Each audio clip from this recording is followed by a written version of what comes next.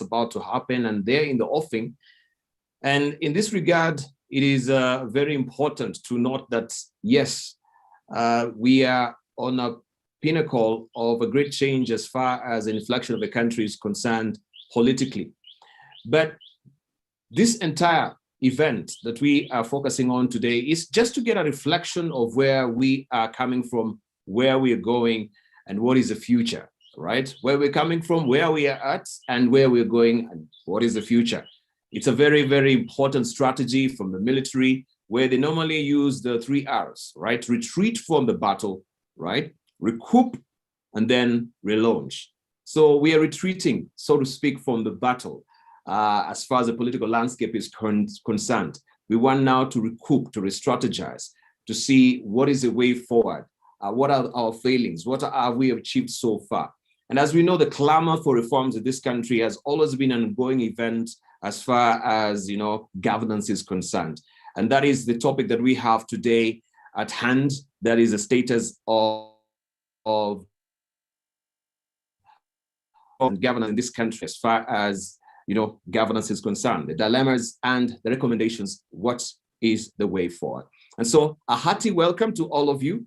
I'm looking forward to a very fervent, engaging discussion with our panelists and the rest of you also, where you'll be given an opportunity to pepper them with questions, and of course also to give your reflections and your contributions as far as the topic is concerned. So without much further ado, I'll just want to invite our panelists if they're here so that we can continue with this conversation. Given that little background that we've been talking about, we want to see where we are at, where we're coming from, where we're going. And we know the biggest topic in the country right now is the Building Bridges initiative. And there's so many voices that are coming to bear for and against the BBI as far as this particular document is concerned. Many people, they have the opinion that, yes, this particular initiative is not predicated on any legal foundation, right? So they call it an illegality as far as the legal framework is concerned. Others are saying this is a popular initiative and it is a political initiative. So where are we left at as, the public, as far as the knowledge is concerned? And have we taken that initiative also to educate ourselves as far as this particular initiative is concerned, to know its viability, right? Its legality. And if at all it's a political initiative, then what are the implications moving forward as far as the Constitution is concerned? The sanctity of Constitution has to be taken care of. We know it's a very vital document.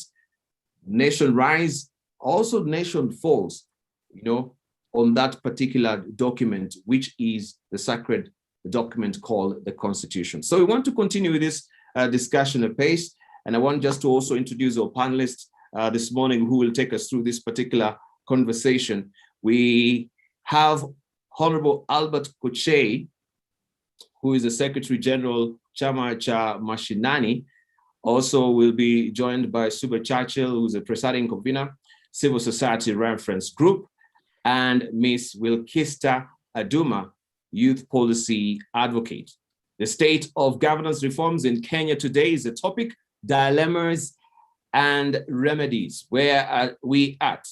Let's just begin, first of all, with a thumbnail sketch to just get introductory remarks from our panelists and continue with the conversation so that at least you can get to see their faces and hear their voices as well. I shall begin by Wilkista. Good morning, Wilkista. How are you? Good morning, Devala. I'm well. How are you? Very well, thank you. Right, just give us an introductory remark, first of all, before we drill deeper into the discussion. Looking at this particular topic, what really conjures up your mind? Right. So when I look at the topic on, where the country is in terms of governance reforms, and I think largely it's a very confusing moment for the country. People are disenfranchised. I mean, politically and, both economically, economically and politically within, this space. And there are several actors within the space for reforms. We have the political class, we have the citizenry, we have the political parties, and the electoral management body, and of course, the other arms of government.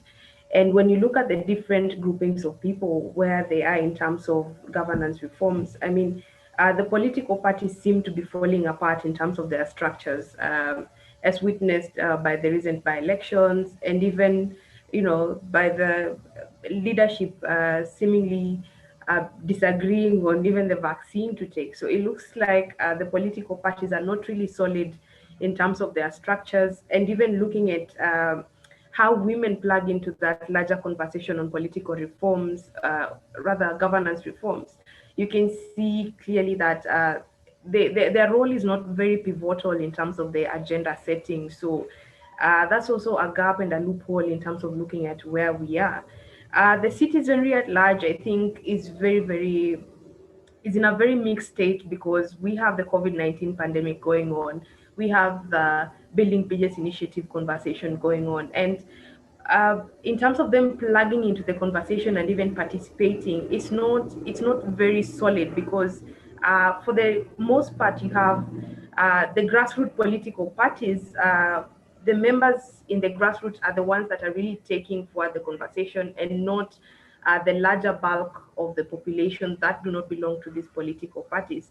So that's both an advantage and a disadvantage in terms of a political party strength in the grassroots. Right. So I think the larger conversation for the citizenry now is more on livelihoods and not particularly on the amendment of the constitution itself. And that also leaves the electoral management body, the IBC, at a very awkward position because they seemingly are carrying out, elections with both a commission that is not fully constituted. So I think it's Thank a you. lot of confusion, a lot of Yeah. disenfranchisement. Fantastic. And I think that is a broad overview for what also we shall be discussing. We are caught at the sharpest age of a dilemma. Yes, we are here fighting with, this invisible enemy. Also, there are reforms which are taking place at the same time. So how do we also balance that particular kill so that it's not really out of kilter? That is the biggest question that also really comes to bear as far as this is concerned. Is the BBI a providential document that is needed right now in light of what is going through, what the country is going through? So these are what we are going also to be focusing on as well. But I want to rope in also to get just a view of Albert Koche, so that you can give us also your snippet of what you think about the topic of today. Well, be reminded just to unmute your mic, Albert. Very well, thank you. Fantastic. Yeah, we'll go to. So very good. Good morning, Dibal and my colleagues. My name is Albert Koche, rightfully as you mentioned. I represent the Chama Shinani. I think never in the history of Kenya have we ever found ourselves in the state that we are in. Largely, one is we rightfully, the way you have said, we are facing an invisible enemy, an enemy that has literally wreaked havoc, distorted all ever human knowing and existing systems, all the way from the economic systems, from the political system, from the religious system, Yes. And so, so this pandemic, first of all, has just come to test the foundation of our society.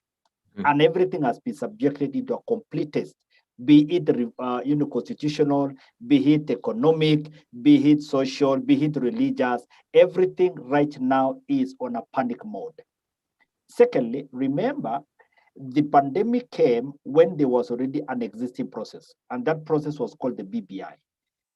The whole aspect of handshake began in 2018, March, when His Excellency the President shook hands with Raila Amolo Odinga, and it gave birth to what we are calling now the 9-point agenda that translated into the Building Bridges Initiative. Procedurally, the Building Bridges Initiative is supposed to be implemented in 3 phases. Phase number 1 is there is what you call the ultimate one, is the constitutional amendment, which partly can go through referendum if it is touching matters to do with governance system change, human rights, and so forth. Then the other one is now what the government instruments of power, like the administrative actions, which can still be implemented, and then there is the policy. Now, where I strongly believe that once the bill has been implemented in Parliament, then the other two, which is administrative and policy, can be able to be administered by the government structure. Now, the elephant in the house is where then do we place the whole issue of constitutional amendment in light of the pandemic? Yes. And I feel for the president. I mean, this is one position that I would wish that you are not a president at this point in time, whereby you have to strike a balance between leaving a legacy and the legacy of the president. Remember the president agenda, mid-term, it was about the big agenda, the big four agenda. But again, because of the challenges that they had with the deputy president, it looked like now the president legacy is leaned towards leaving a cohesive nation. And that can only be done through the BBI, which is called the Constitutional Amendment. And at the same time, the head of state knows the economic status of the country. The head of state, again, is alive to the fact that as per the Constitution, his term is supposed to come to an end. And again, the head of state is aware that 2022 is beckoning, which is actually hardly a few months. The other thing that has really affected, and with all, I'm really sorry for the families that have been affected. Never in the history of this country have we ever witnessed the number of by-elections that we are witnessing now. Yes. Yesterday, the main media, the media houses yesterday reported that we have now lost 12 members of parliament. We have not even mentioned the members of Constituent Assembly. So the electoral body, the way we know it, is very lean. And that means that constitutionally, there must be a replacement of the people that are passed on. So we are now witnessing by-elections. We are witnessing lockdown. We are witnessing economic downfall. And we are witnessing 2022. And on all those, Kenyans must make a decision. And I think for me, I want to ask the belief that the best thing, first of all, is what the president did, just lockdown. We are sure that this thing comes down, the curve comes down, then we can be able to pick it slowly. But more fundamentally, it is very important for us to know that what is before Kenya now is not BBI. What is before Kenya is constitutional amendment. And that constitutional amendment now, it has gone through the stage of collection of signatures. We are done. We are done with the county assembly's approval as per the law. Now, what the document is now before Parliament, which after that, the Parliament should be able to do, public participation, and then we go for referendum. So as to when that can be, I bet to say we cannot do a referendum when the country is still reeling from pandemic of COVID. Right. And even a better question yet, Albert, is the fact that also we do not have a referendum law, right? We can see in Parliament, they're toying and throwing towards, the Justice and Legal Affairs Committee and the Constitutional Implementation Oversight Committee's bill as well. Even for that particular point of view of having a reference document as far as referendum is concerned, that seems to be a problem even with the legislators. So there's so many balls which are rolling up in the air that we need to just focus, and we know as a country, let's get the needle in the right direction to get the true north as far as this referendum, the BBI is concerned, which is predicated on the Constitutional Amendment Bill 2020. So given all that you say, there's a lot that is really happening that Kenyans are confused. Where do we focus on protecting and preserving our health?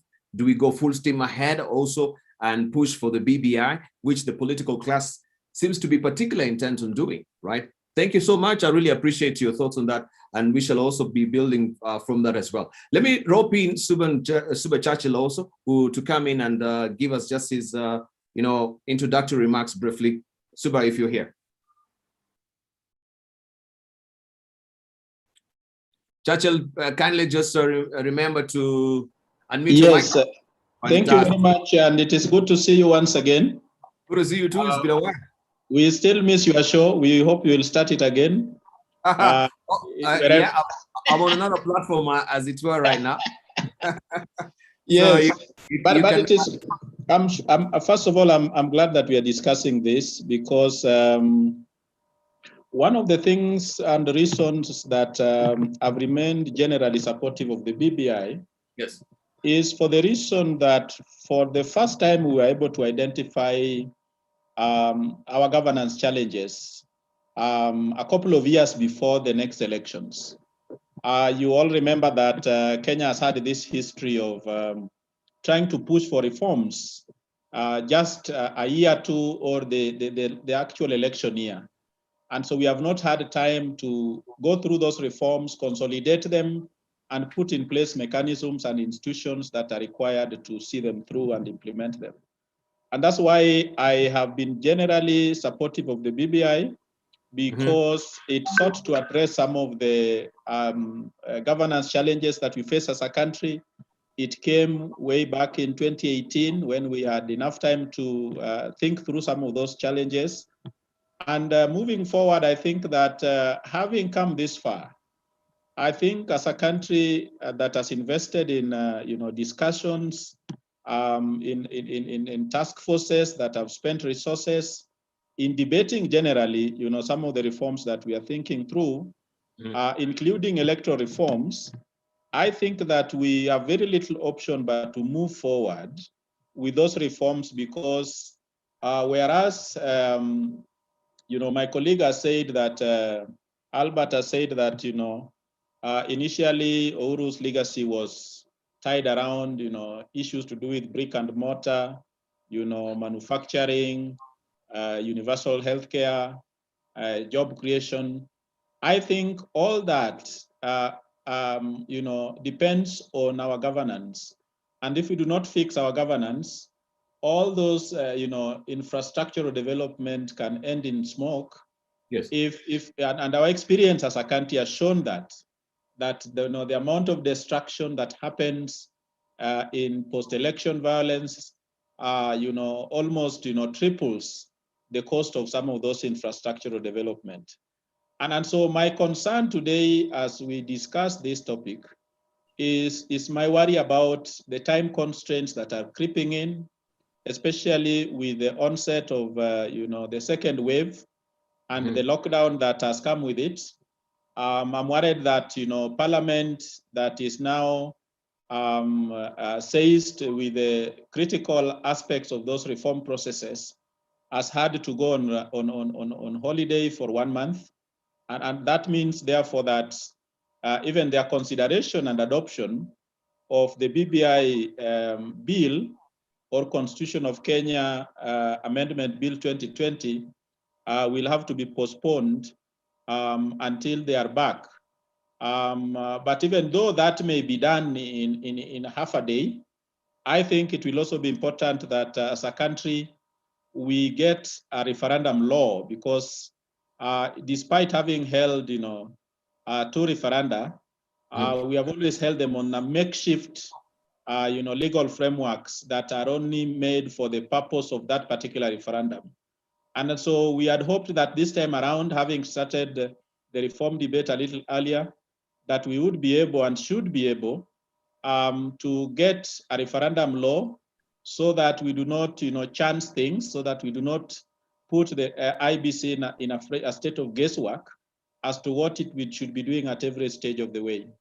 Secondly is, and which is an issue of concern to me, is the state in which the Independent Electoral and Boundaries Commission finds itself in.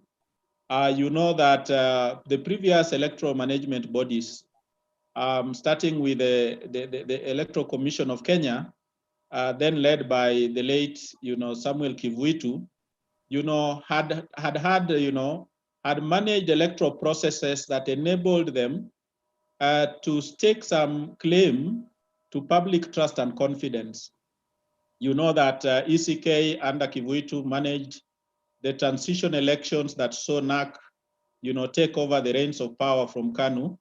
That was historic, and in many ways than one, helped to generate considerable public trust and confidence in the election management body.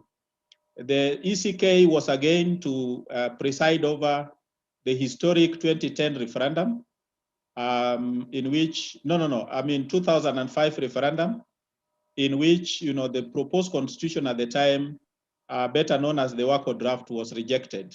Now, those two national critical processes and electoral processes, enabled ECK to speak with authority wherever they were.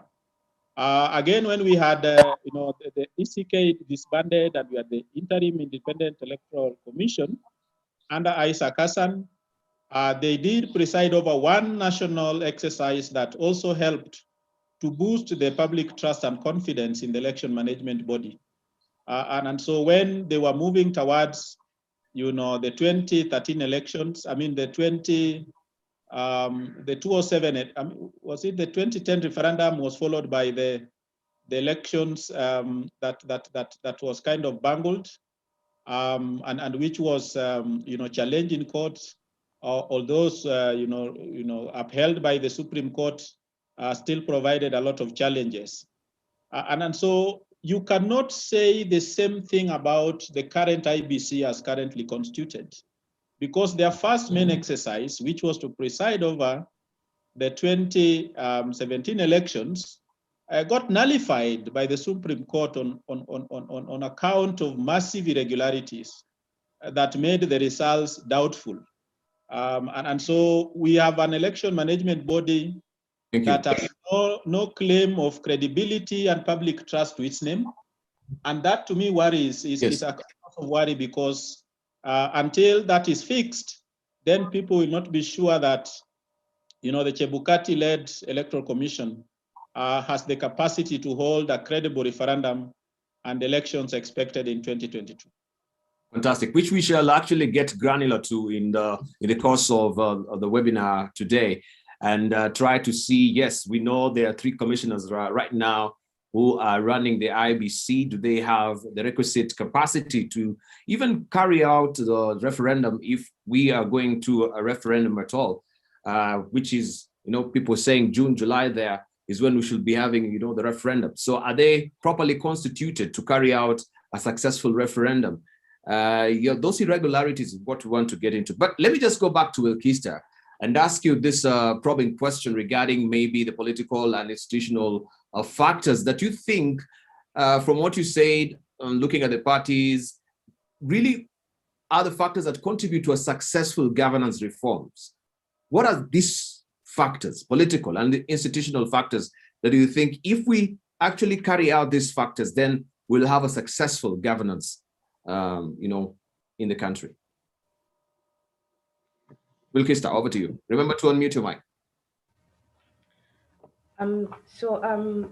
The important factors to consider when carrying out this reform in the political, in the political space is that now, one, political parties are very important, because at the end of the day, the political parties are the ones who are carrying forward the discussion with, the grassroots. So they have access to the larger population down on the ground, and they influence towards their political party standing. And as I'd mentioned earlier, political parties right now are disenfranchised in terms of their structure because of the push and pull for the 2022 general elections. Of course, we have different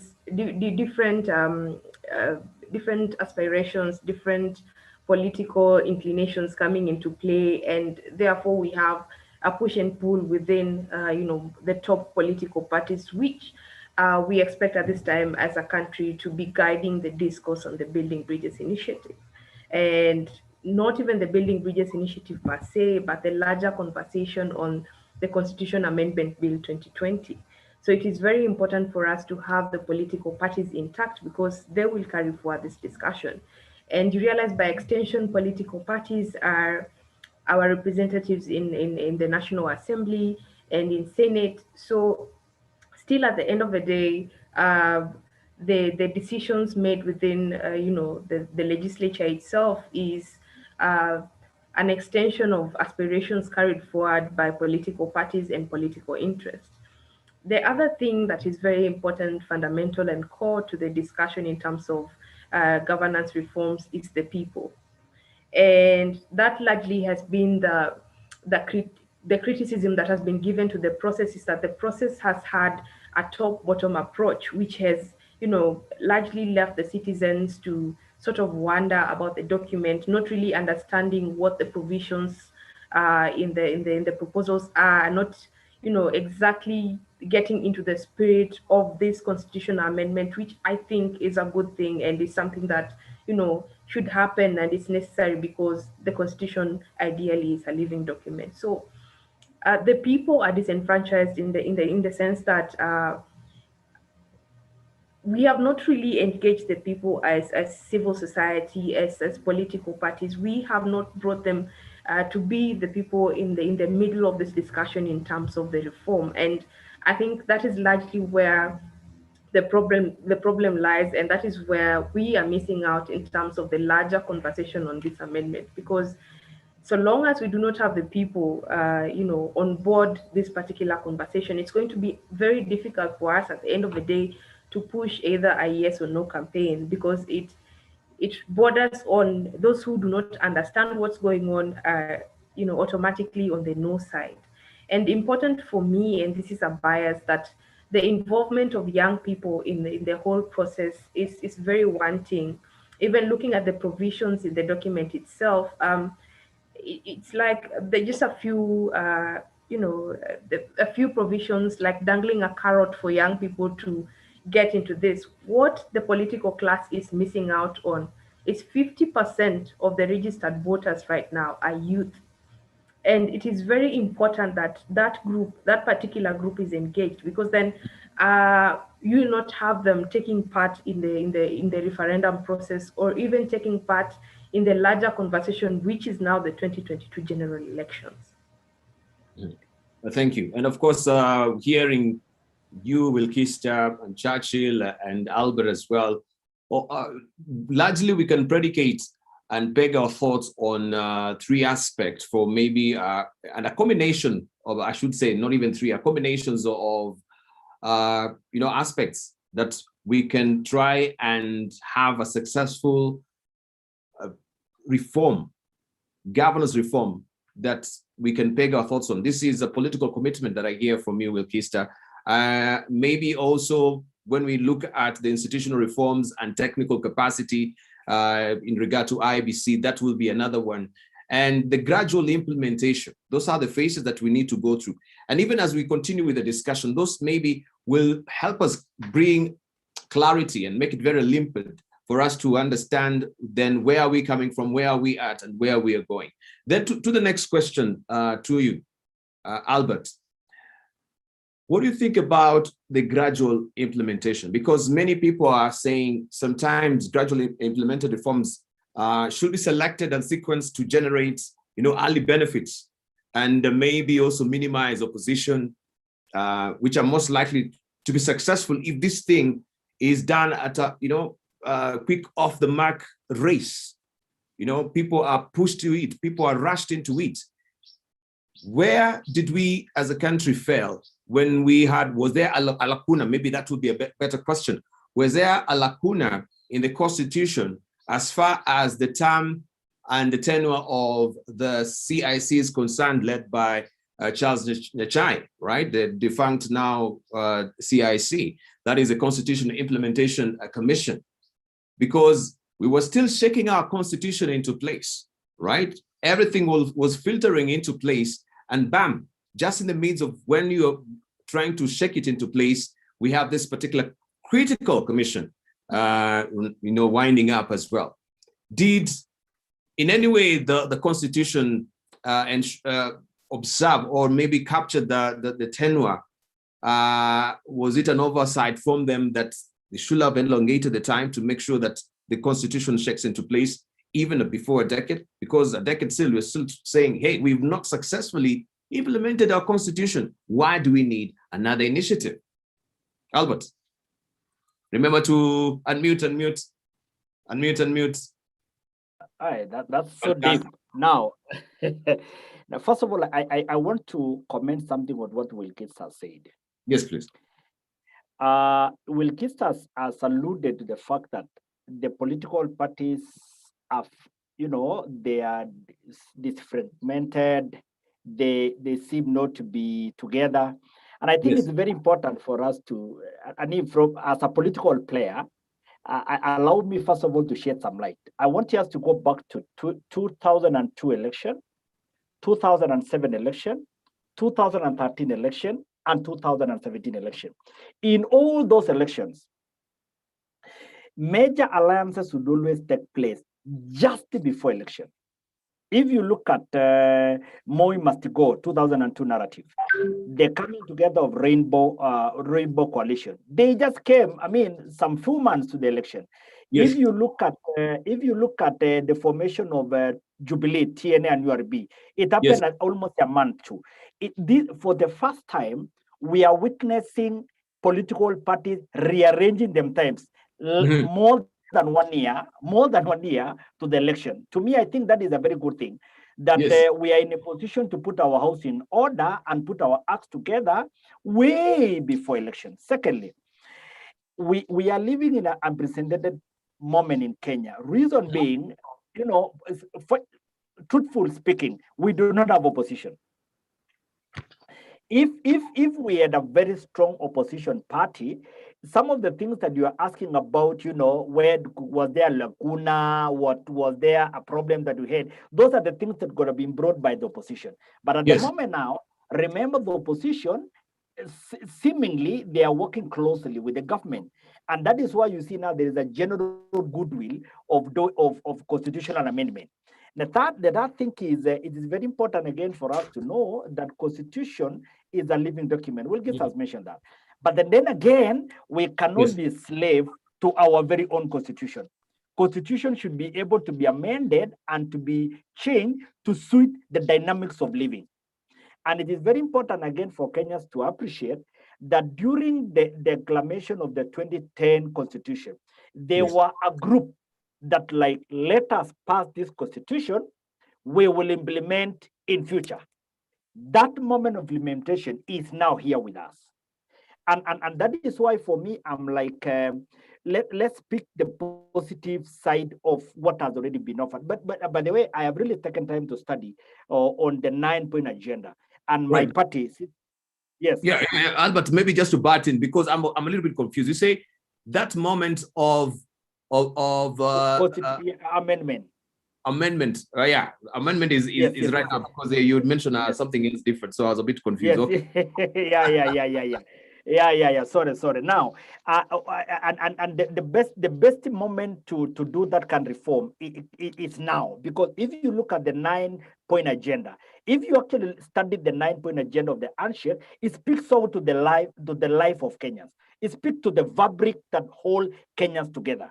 It talks about the cohesiveness. It talks about then how do we ensure that in every election, we are not going to be witnessing the post-election violence. And this is the opportunity for us to fix. So it's only the challenge that we have now is that because of pandemic. Trust me, if there was no pandemic on our side, things could have moved so well.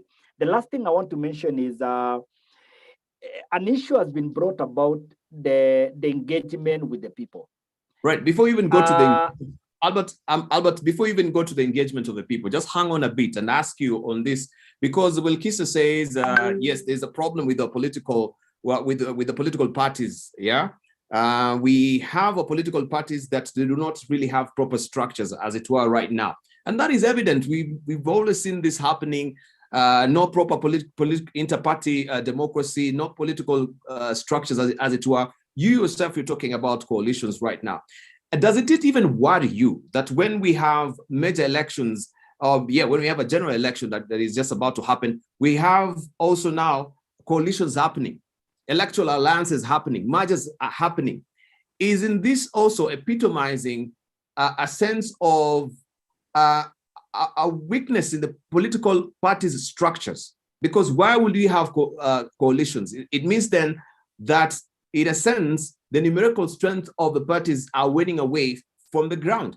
There is a need and necessity of people now coming together to embolden a political party. Why do we have coalitions? Why do we have these marches? Why do we have these alliances, right? It means there's something critical that is happening. We normally have alliances and types of alliances that we know. There's so many of them, electoral alliances, the growing coalitions. There's so many things. We don't need to also drill deeper into this. But when we have all these grand coalitions, it means they're addressing a systemic problem in the country or in a society. It means maybe in an election, we never met the threshold that was required. Maybe the parties that they felt aggrieved, elections were stolen, they're agitating for a change, and they're, sort of agitating and bringing upheaval so that the government cannot really function. And that necessitates a coalition. Don't you think coalitions, yes, might be deepening and streamlining democracy, but at the same time, it is an epitome of a festering wound in the political parties that they need to fix? Just briefly. Now, I want you to remind you, when there was amendment of Section 2A by His Excellency the late President, that is in 2000, when 1992, when we moved from the one single party to the multi-party system. And when you are holding on that, I would want you again to compare the political dynamics in Uganda, our neighboring Uganda, and compare again with the political dynamics in our neighboring, that is in Tanzania. You'll actually witness that Kenya is more progressive. Kenya is more progressive in terms of management of political parties. Now, the other thing is, over time, it has become more evident that the only party that almost tried was Jubilee Party. In terms of a party that could be able to galvanize the country and win alone without an alliance. But again, remember, even in Jubilee, there was an alliance between TNA and URP. So clearly, my brother, what it means in Kenya, it is more difficult for any one party to win election in Kenya without being able to get many other parties. Secondly, it is again within the knowledge of all Kenyans that our parties are now turning out to be regional, which to me, again, that is now the major concern. Because when the parties become more regional, then it means that for a region, one region to produce a candidate, they cannot be able to do that until they form alliance with other regions. And those are the dynamics in Kenya, by the way, which we must appreciate. That is what we are facing on now. So I can assure you that going into the future, there is not going to be a possibility of a one single party forming government, without, especially if the constitutional amendment is going to take place, whereby there will be a formation of the whole aspect of prime minister. I'm telling you, the regional parties therefore will play again a very critical role in ensuring that the formation of the government, the members of parliament to elect the prime minister, so all these things is responding to the constitutional amendment that is going on, that will require that we need to have as many parties as possible so that they can form a land in anticipation of what is going to happen after 2022. Thank you. All right. So, Albert, just hang on with the people. I thought that you had. I'll come back to you and try and drop in Churchill on this, if he agrees with you. Our political party structure, we can see even within the political parties themselves, factionalisms and fragmentation within the party themselves. Case in point, Jubilee Party, what is happening right now, the coalition, the part of Tanga Tanga, and the part of Kioleke as well. So we have people who are allied to the Tanga Tanga side. We have people who are allied to the Kioleke side within the party. What does this really portend for democracy? And what does it portend also, yes, for the country when it comes to governance? Because it seems we've not fixed our parties down there. And this will be a reflection of what is happening also in government as well. Chacha. Yes, thank you very much, Dibal. You know, when I hear my colleagues speak, of course, Wilkista, I'll forgive her because she's younger. But I will tell you that... and Albert is, I need your video back, Albert, so that we can see your reactions. Yeah. There is really nothing out of the ordinary that is happening in our political parties that has not happened elsewhere. Those of us who have studied party systems will tell you that the Democratic Party in the United States of America at some point even had the word Republican as part of its name. And that tells you how, even those societies that have, fairly established and dominant political parties and a well-established political party system and culture had to go through all these pains that Kenya is going through. I will treat political parties with a bit of fairness and recognize that they have really had no sufficient time to grow organically. parties are not, instant cups of coffee that just require the requisite ingredients, hot water, a cup, beverage, and there you are, abracadabra, you have the party.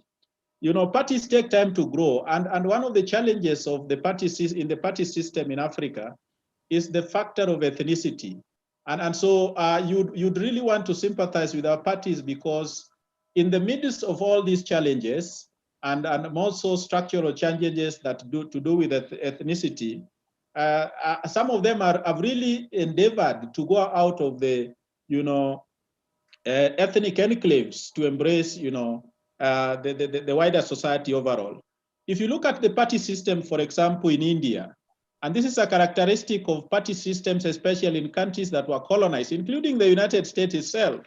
Remember, the US was itself colonized by the British.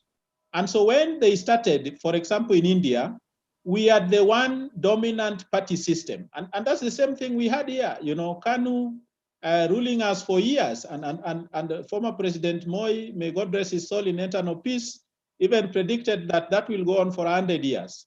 In many ways, that could be true and is still happening, but that is not the subject of discussion today. And so when there was a challenge to the one dominant party system in India, just like there was in our case here. There sprang many political parties that are now, faced with the challenge of coalescing in order to present a formidable challenge to the party in power. And so I would personally say that as a country, we are on track. We should not be surprised that our parties are facing all these challenges. We are not, the only country. It is nothing to do with Africa. It has happened in Asia. I've cited the example of India. I've told you that the Democratic Party in the US was at some point called Republican in its stages of formation and growth. And so I would want to, perhaps, assuage the fears of CMD, because CMD works with political parties, that, there is really nothing out of the ordinary that is happening to our parties that has not happened elsewhere. Secondly, is to say that if the BBI was to pass, and this is something that we really need to be aware of, there is a way in which the BBI report, and especially the creation of additional seats around the executive, will help to consolidate a number of parties, and actually the dying off of many parties that will not be able to attract partners in coalition building. And so the BBI has the potential to help us get to 2 or 3 big parties that, of course, with the time will consolidate into one. Of course, one would say that, we have had the experiment of NAC, we have had the experiment now of splintering and all that. But at some point, people will be able to overcome this constant challenge towards the next election, when parties that had come together again disintegrate into splinter groups and all these factions, Kieleweke, Tanga, and all that. Yes. But I want to assure the people in this meeting that whatever you see happening in our party system is not unique to us. It is a critical part of growth in the party system that I'm confident that with the BBI we'll be able to overcome and grow our parties into stable institutions that can influence governance in this country moving forward. But Super Churchill, I'm of a different opinion in regard to what you're saying, that we need to give our political parties time for them to really organically grow. But you can grow on a very wrong premise, because you've agreed and you've attested to it that we are ethnic, we're ethnic based. Our parties are predicated on ethnicity, and we have this atavistic, predisposition, especially when we are coming to general election, to gravitate towards, our ethnic enclaves and chiefdoms when we want to come to the table in terms of numerical strength. Don't you think that is where our parties are ailing? Because we are ethnic based, we are not nationalistic, we're not issue based. And those, if we are to grow organically, are we growing organically bereft of ideology? Why can't we follow the ideological commitment of a party as opposed to ethnicity and personality cults? Because yes, we have a personality who is, you cannot uncouple this personality with the party at the same time. Just briefly, before we go back to Elkista. So we give it time to grow organically, but yes, we are growing on our own premise. Of course, I've acknowledged as much that that will remain a challenge for some time to come. You remember that these are parties that were cobbled together for purposes of fighting for independence. At the time, people had held different ideological leanings, and so when the countries attained independence, differences soon emerged between those who are left of center and those who were right of center, and then of course those that were at the center itself. And the beauty of that is, yes. And the beauty of that, Churchill, is the fact that yes, we had at least an ideology. When we had KANU, we had people who were coming in as with a communist sort of reform agenda. We have the socialist sort of reforms agenda within that particular party. But if we pick our parties today, we don't know what their leanings are on. We don't know what ideology is. I mean, you can tell the leaning of a party by the characters, the political inclination of its leadership. We know for sure today that Jubilee is, for example, right of center. Jubilee is right of center. We know that ODM is left of center. So as Ayolande once wrote in a poem, that it so always happens that every individual in this world is either conservative or liberal. And so you can, first of all, even if the manifesto, because one of the challenges we face is that you can hardly tell the difference between the manifestos of a party led by somebody who is left of center and another led by somebody who is right of center. Of course, there's a lot of cut and paste that goes on during manifesto writing and development. But I can tell you for a fact that when at some point we'll be able to overcome our our ethnic division challenges, which I'm glad that BBI is attempting to address, we hope that it will be addressed successfully, and at some point that we'll be able to overcome all this, ethnic, nationalism that is still pulling us away from, political ideologies that can help our parties grow. That in the fullness of time, I'm confident and optimistic that our parties will finally find ideological leaning that will distinguish Party A from Party B, but that is not about to happen in 2022. It might not be achieved in 2027. It might not even be achieved in 2032. But as I've said, in the fullness of time, when our parties get the stability they need, the political stability they need, and the right constitutional framework that we now have, and which we are improving on through BBI, we should be able to grow our parties into ideological, strong institutions that can improve our governance moving forward.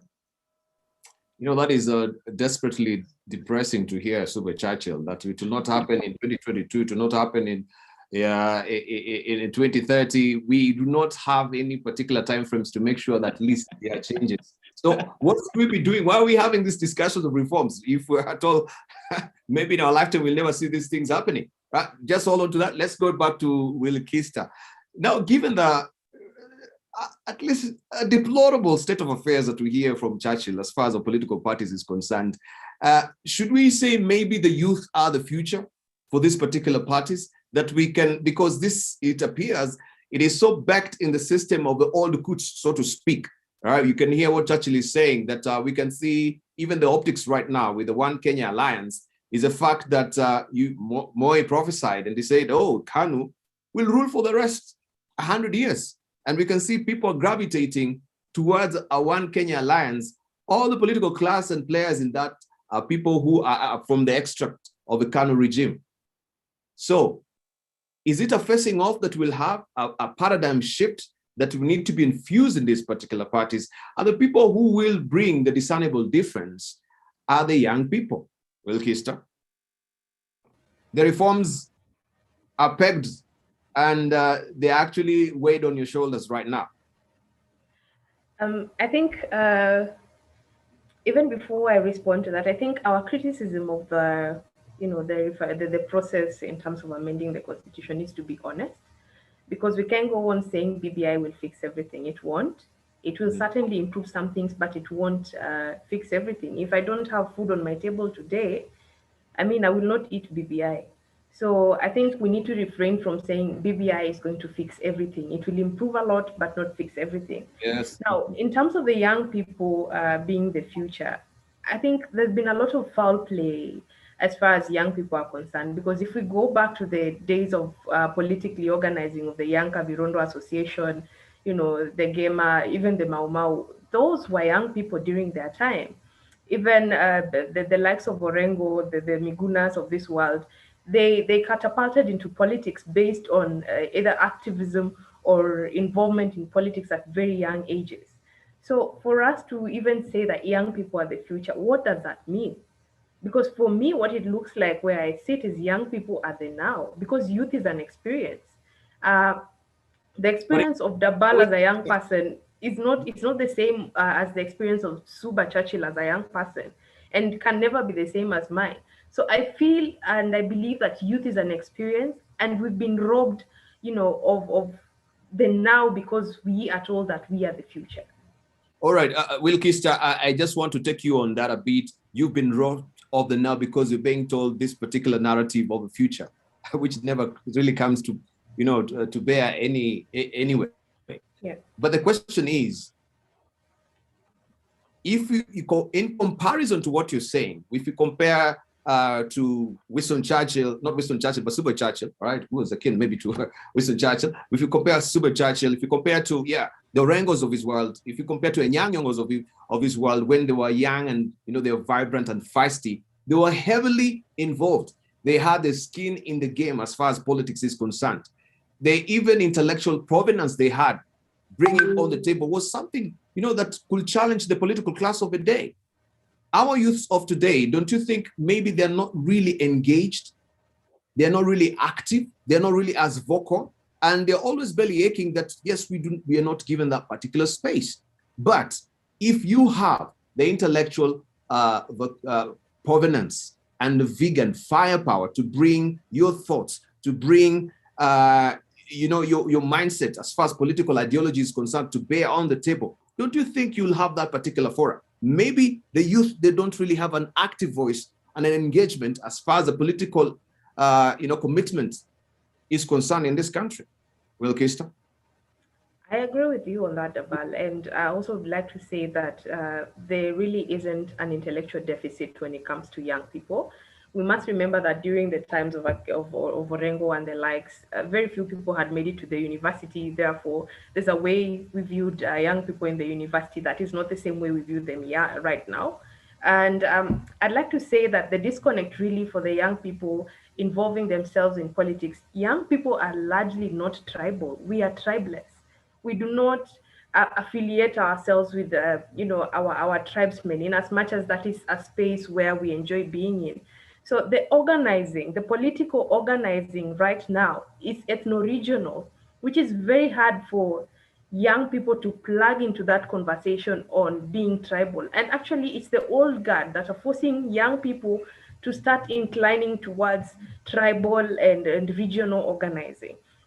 Because for you to even be relevant in a space, you need to maybe coalesce with other young people from Western, other young people from Nyanza, and continuing that very toxic and that very bad agenda of being tribal. And I think this is something that we should really consider in rethinking our democracy, because if the submission given by Albert that the provisions in the BBI document are so because we have ethno-regional organizing, then where are we headed as a country? I mean, when you go back to the time when political parties were being formed, political parties were formed on the basis of advocating for ideology. Read the political parties, that they have very well written documents, constitutions, and all that.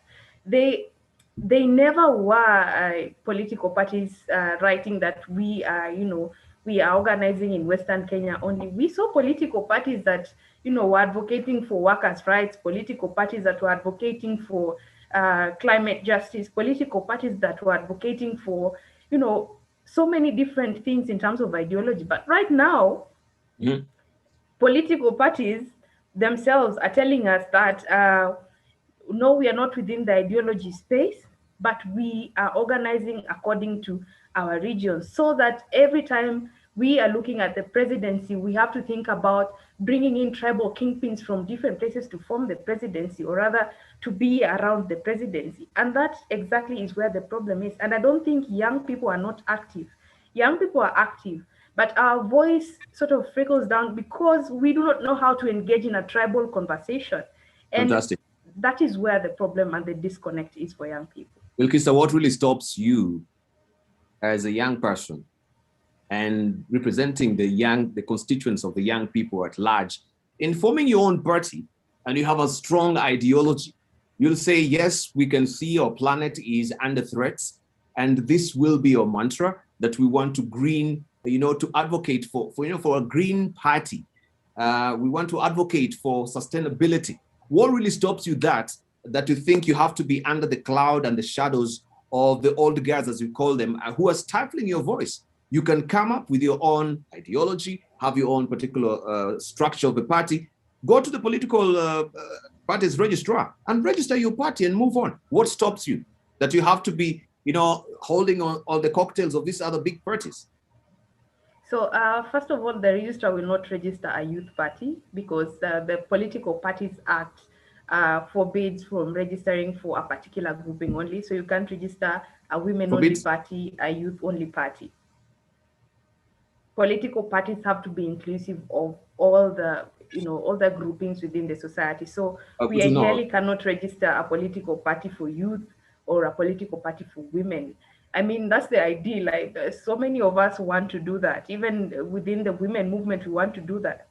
But maybe that is not the appropriate word. I should use the youth. But you can have people who are like-minded and they are fostering on this ideology. Maybe it's not about the age of the youth. Yeah, but you see, we are like-minded. We want to form our party based on ideology. Is there anything which is stopping you to do that? Most certainly not. And they're happening. They're happening. It's just the organizing, because we have soiled the minds of the citizenry so much with organizing according to tribes that when you communicate ideology, it's like a foreign concept. It's not something that the citizenry immediately wants to welcome or open a discussion on, ideology. Thank you. Albert, I come back to you. I don't know if you want to chime in on this or you continue your thought on the people that you wanted to engage us on as far as... I wanted to say something on that. Please. You know, Dipal, we are fighting with two things. There is what you call the ideal, and there's the reality. What we normally call vitu kwa ground is different. You understand? Yes. And I wanted you to appreciate one thing. I mean, I belong with the age group of the youth. Yes. And I want you to appreciate one thing.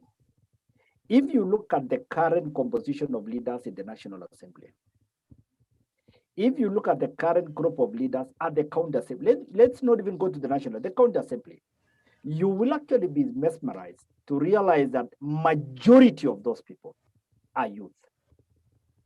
Okay, the first term of the county assemblies was so much former councillors because those guys who still doing power. But the second term of the county assembly, largely speaking, you will find quite a number of young people. If you look at the National Assembly, we have young people in the National Assembly.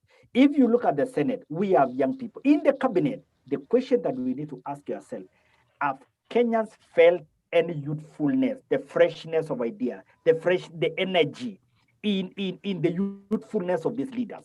And I think that is what we need to be addressing ourselves, because we will continuously, and of course, I mean, I'm a proponent of progressive leadership, and I would always wish that we get fresh mind, fresh ideas, new way of doing things, because the world is changing. Things are dynamic.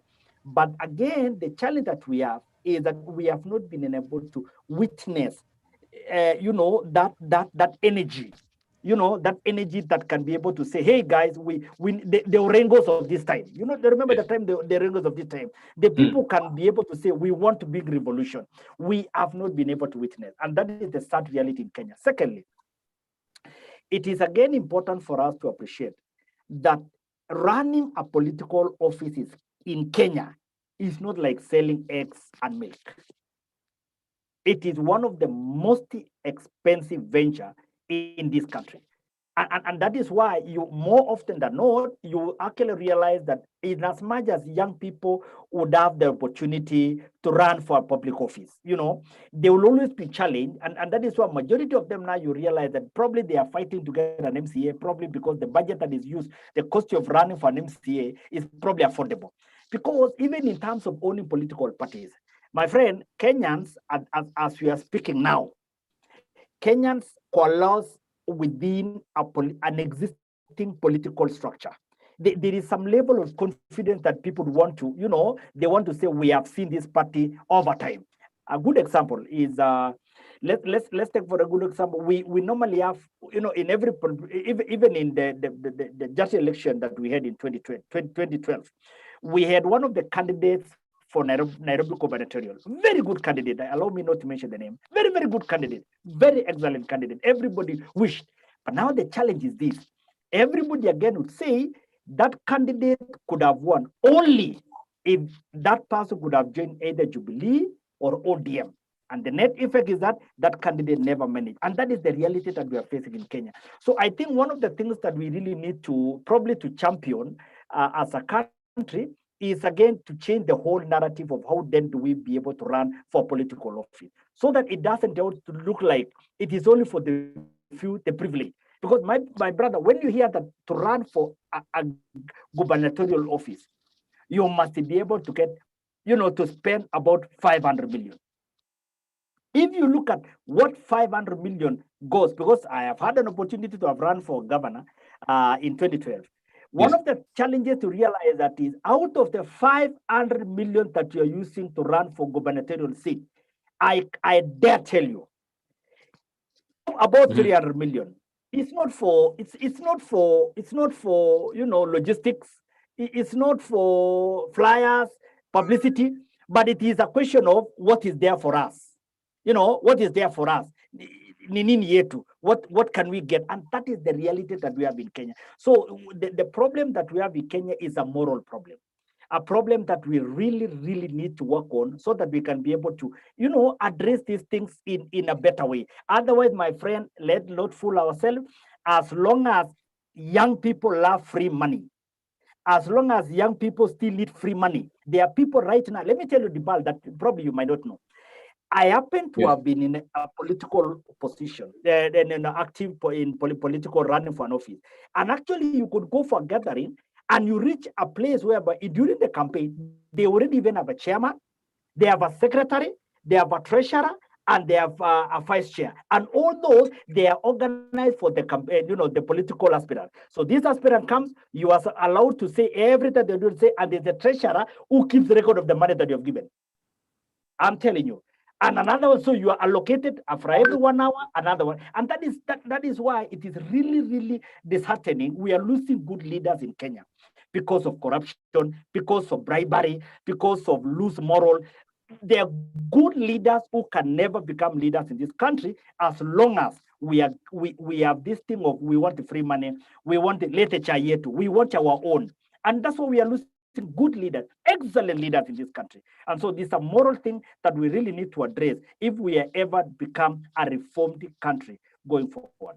Right. The moral thing, very important. And Albert will come back to you with the people, because I think that's where now the people aspect really comes into play when we're talking about the moral aspect of it, because we are pegging our thoughts on the political commitment. If we have reforms also from the political class, political parties moving forward, then all these reforms will cascade down, to the upper reaches of government as well at the end of the day. Super Churchill, I don't know if you can chime in on this, because I can see also reactions to this, and we'll give our panelists time also to just chime in, and not really our panelists, but yes, people who are on the webinar to try and pepper you with questions We have Nordine Kagai saying inter-party democracy is a myth in Kenya because political parties are owned by individuals. And hence the reason why you always hear respect the party leader, and reason why most elected leaders are always panel beaten to vote in party lines. Of course, you've had that mantra. Case in point, ODM, Raila ni ODM, and ODM is Raila. So if we don't have Raila in ODM, we don't have a party anymore. Just saying that with my tongue family in chic, but it's the reality on the ground. Albert is saying, yeah, Vita ground is different. We have Lillian also saying, do coalitions happen only to get numerical strengths? Is it possible that parties could coalesce because they have a common agenda, which they can bring out better if they merge? What role is tribalism playing in alliance formations? Do we coalesce because we want all tribes on board, right? Churchill, let's just continue on that briefly. Then we'll gravitate the discussion towards now the technical aspect of it, right? When we have institutions, institutional reforms as well. We had the case in point of IBC, and where we have currently IBC, the current state of play as far as IBC is concerned, with only 3 commissioners. Briefly, sir. Yes, yeah, thank you very much, Dibal. I think that, you know, at times we blame parties as if they are populated by innate things. Political parties bring together Kenyans. The only difference is that their key objective is to capture political power. And so at times when we bash political parties, we forget that they are populated by Kenyans. The problem starts with the Kenyans who are the building blocks of those parties. If people will identify with a political party largely on account of it being led by somebody from the ethnic region, then that is too bad, because that now is tribalism. But if somebody identifies with a party on account of its what the values that the party espouses, the principles of governance that the party tries to pursue, then that, of course, is where the ideology comes in. But I'm a bit pessimistic about, you know, this thing of whipping up youth. Of course, numerically, yes, they are the majority, but in terms of influence, you know, you can have the numbers, but very little influence. Some of us who work in civil society and who do stakeholder mapping will tell you that, yes, youth are numerically many, but are not as influential in terms of political decision making. And I will fault today's youth because unlike during our time when we had, you know, the national youth movement, I can tell you for a fact that the draft constitution that we got from the CKRC led by Yash Palgai had no single mention of the word youth, until as a representative of the youth at the National Constitutional Conference, I tabled a motion demanding that youth be mainstreamed in the entire constitution. And so today we have, you know, recognition of young people and the role they play. You have that in the Bill of Rights and elsewhere. You have issues of intergenerational equity in the constitution. And that happened because I was coming from a political force created and run by the youth themselves that used to inform and review at every stage of the way the National Constitutional Conference that went on in 2003 and 2004. I do not see much of that political organizing today. I know that for a fact there are organizations that have been instrumental, like Youth Agenda. But the last time I attended a function of Youth Agenda called the National Youth Convention, I found a generation that was more preoccupied with the hotel where they are going to spend, you know, allowances. They wanted to be refunded, to be reimbursed on the first day. And I said, is this what preoccupies these young people? They have not even looked at the program that has brought them together. And my worry about today's younger generation, despite their numerical strength, is the extent to which they have put the material instinct, the acquisitive instinct, at the expense of ideological, you know, pushing for ideological processes that will help better their lot and secure their future. And so that remains an issue of great concern. And you all remember this study that was done by the Aga Khan Foundation that established that almost 70% of young people said they would vote for somebody who has given them something. Further buttressing what I've said earlier about young people being preoccupied with the material instinct. They want to get rich, they want to drive big cars, they want to drive SUVs, and how they acquire them is immaterial. That for me is an issue, because then we are breeding a generation of people who just lack the opportunity but would grab everything in the public coffers as soon as they get into those opportunities. However, I'm glad that this government, despite its shortcomings, has given opportunities to young people. I see very young people as cabinet administrative secretaries. We hope that they'll use those opportunities to shine and showcase that this is what we can do, despite the misgivings that I've already shared. In terms of political parties, coalescing as ethnic entities, I think first and foremost, political parties are formed to capture power. And therefore, any coalition that parties get into will be informed by calculations that are aimed at adding the math and doing the arithmetic as to whether those numbers can, bring the power, to the party. And I think a lot of parties fail to do that because they don't have the patience. I've seen a lot of parties registering a year or two to the elections. Parties in Europe that have, grown over time organically and come to rule to capture state power, like, in Germany. The party that today has been in power was started as a small entity, concerned about, very, very, mundane things, but over time has grown. And it is because they were patient. Even the year they formed, they said, we are not going to run for office. We want to explain ourselves to the masses. We want the people to understand what we are about. And so that when you are joining the party, you are joining because you have read and internalized and accepted to subscribe to the ideology that the party stands for. I do not see as much patience in our case here. And so parties are formed in a rush, most of them for purposes of selling to would-be buyers, which are never in short supply, most of them for extorting money from desperate candidates who have lost in nominations by dominant political parties. And so I would really wish that, even as we hope that our parties will grow, that those who are desirous of forming them, like Will Kister, will have the patience to wait for 5 years, to wait for 10 years, to grow the party, to explain the party to your would-be members. I can tell you, as CSRG today, we are battling, an incident where a political party has harvested contacts from our website and is reaching out to our members to help them recruit 15 youth from every location. We are dealing with that now. And so you can see the challenges that parties face, that they can fraudulently go into a civil society website, harvest contacts of its members and seek to recruit those members as its own without disclosing what they're about. And so such criminal tendencies crop up where parties are in a hurry, the founders want quick results, they want to win, the presidency, yet they don't even have a headquarter in the first place.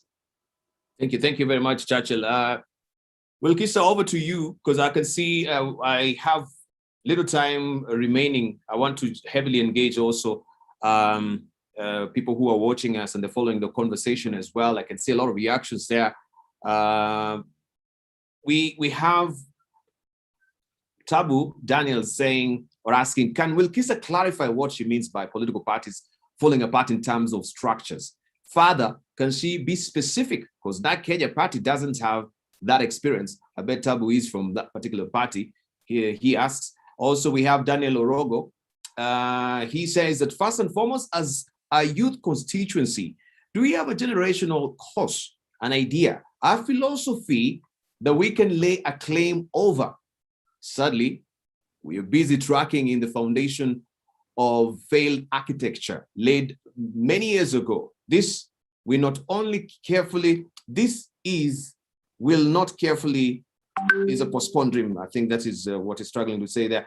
And we have Margaret Ndanyi saying, Dibal, what do you mean political parties don't have structures? I think that was what Wilkisa was saying, and also Tabu is seeking clarification. Tabu Daniel says, Albert, what is in the bill that guarantees zero post-election violence, right? And let me just head over to Lillian Anyango. I think I asked that question before, but Bremel Simiyu is saying, is Tabu Daniel a panelist? He seems to be, okay, this is just a Tang family in chick. He seems to be having his breakfast online very robustly.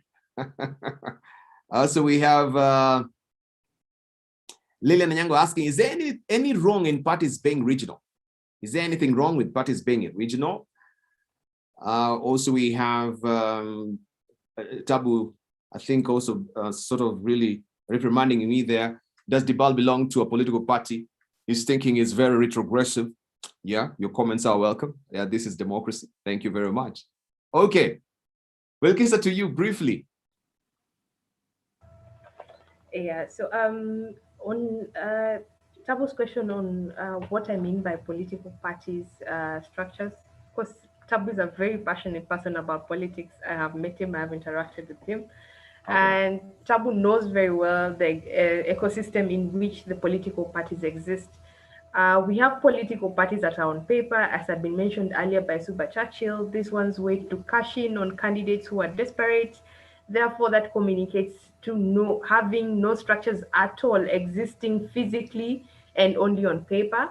The other thing in terms of party structures is a party structures in a way that it is inclusive for decision making to capture all the voices within the political party. For instance, if I am a woman today and I'm seeking to be the Secretary General of a political party, the first instinct for the people around me in the party would be join the Women League.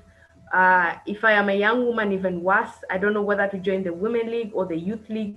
So at the end of the day, for the decision-making body within the party, which is the National Executive Council, what is the voice of, for example, young people, women, people with disability? A political party structured in this way. I think a fortnight ago, there was a party meeting, the leadership of ODM met, and roughly 10 people, roughly 12 people thereabout. There was only one woman within that political leadership meeting of ODM. So that communicates to even a further smaller voice for the already disenfranchised groups having their voices tabled on the decision-making place.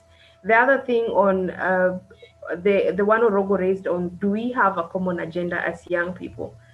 I think young people have several common agenda, and I think there's been scrutiny and criticism on how or why young people cannot coalesce under one agenda. I think the problems are very diverse for young people right now as we speak, and it would be wrong for me to judge young people and say that they do not coalesce under one agenda. We have had several, uprisings of young people trying to push for different agenda within the space.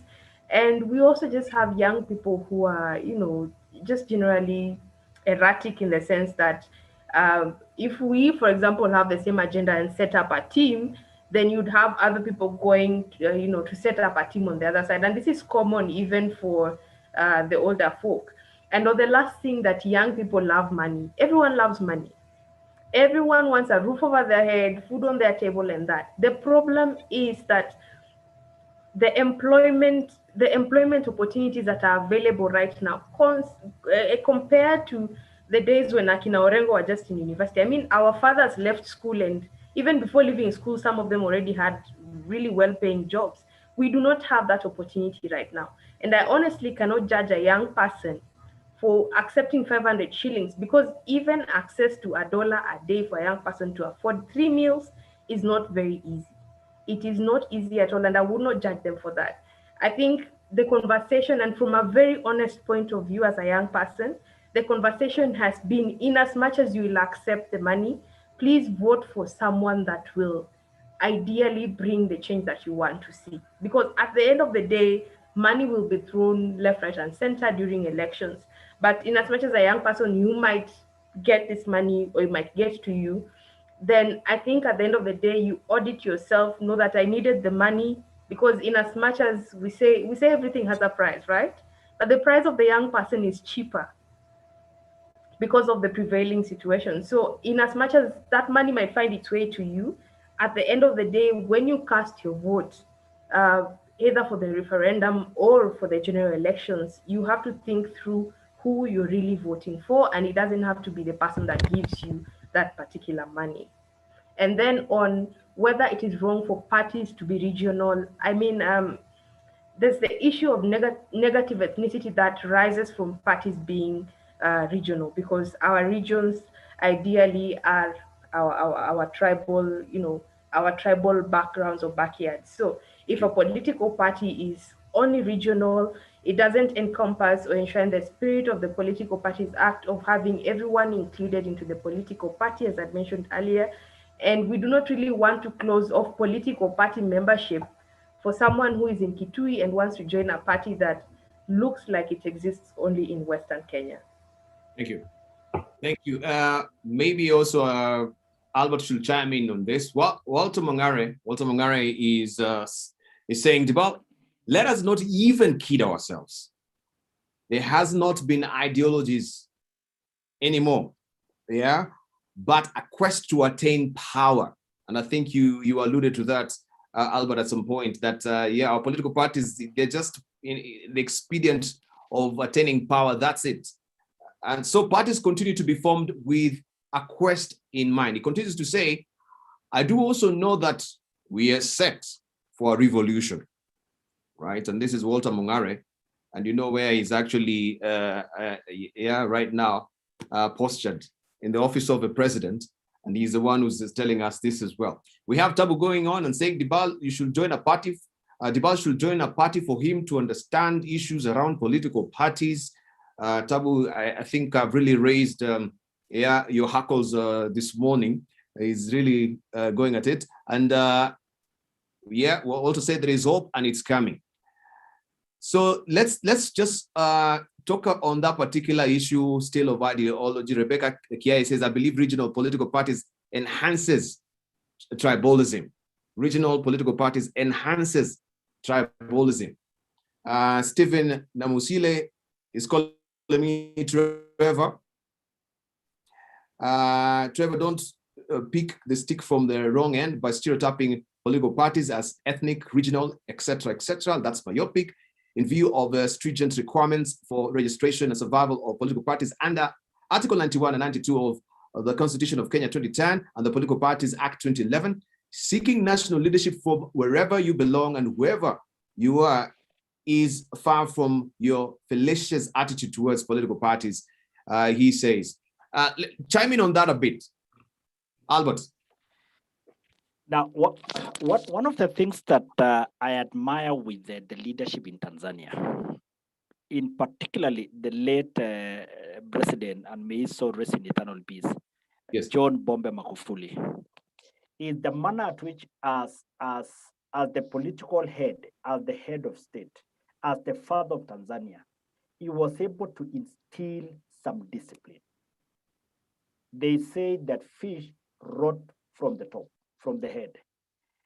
And I admire the manner at which Magufuli was able to bring some discipline in the running affairs of Tanzania, to an extent that it is now becoming, it's becoming a value, it's becoming a norm on a manner at which things can be done in Tanzania. And that is the reason why when you see the lady, President Suluhu, she's now having good time, even in terms of, suspending the, Tanzania Post Authority's CEO, because the system has already, and the culture, actually, I was looking for the culture has been instilled.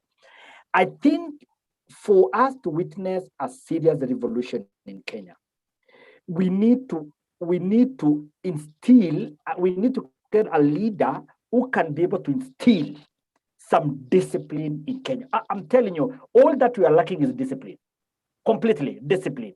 This aspect of utadu, utafanya nini, what will you do? This is what we have gotten used to.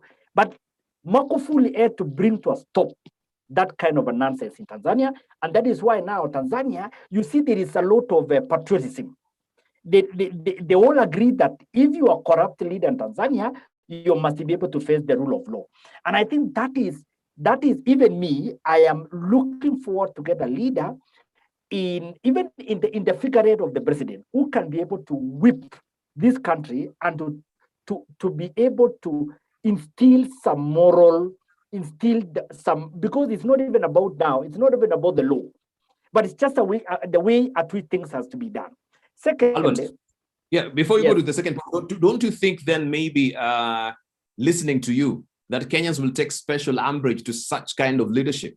Because as Magufuli, as effective as it were, the way he distills the discipline to the populace, or maybe to the government machinery, as it were, people had the perception that he had this, foot on the neck sort of management, that it was there was a tendency towards dictatorship, as it were. And we've seen the media spaces were stifled, civil rights movement also was stifled as well.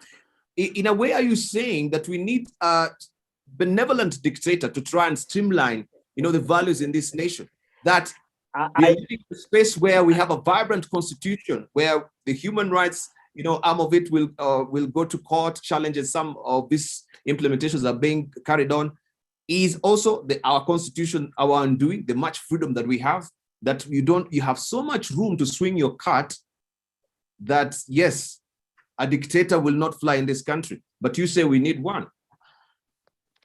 I know Kenyans will hate me on this, but allow me to say, I think where we are now, the whole aspect of discipline, for me, I think we just need some level of dictatorship, some level of dictatorship. That dictatorship that ensures that we implement the constitution. We do not have this latitude of telling people, oh, you can do whatever you think it can be done, because you can still instill discipline in this country, in particularly in a country like Kenya, where we have a very good constitution. So right. All that we need is to get that goodwill. So what is, Albert, what is measurably different with what the BBI process is going through right now? Because many people feel that, oh, this BBI is being steamrolled, with every aspect of dictatorial tendencies. It is being crammed down our throats, right from the MCAs down on the ground. People are forcing the BBI on us. Isn't that, what you're speaking to right now? That's, yeah, we need such kind of leadership at times. If BBI is going to be a panacea for good reforms in this country, so be it. Dibal, those are your words. I do not want to pick any of your words that you've said. Those are yours. No, I'm just writing on your thoughts. I get you. I get you. Can I correct Albert? All right, yeah, you can chime in. Can I interject? Please do.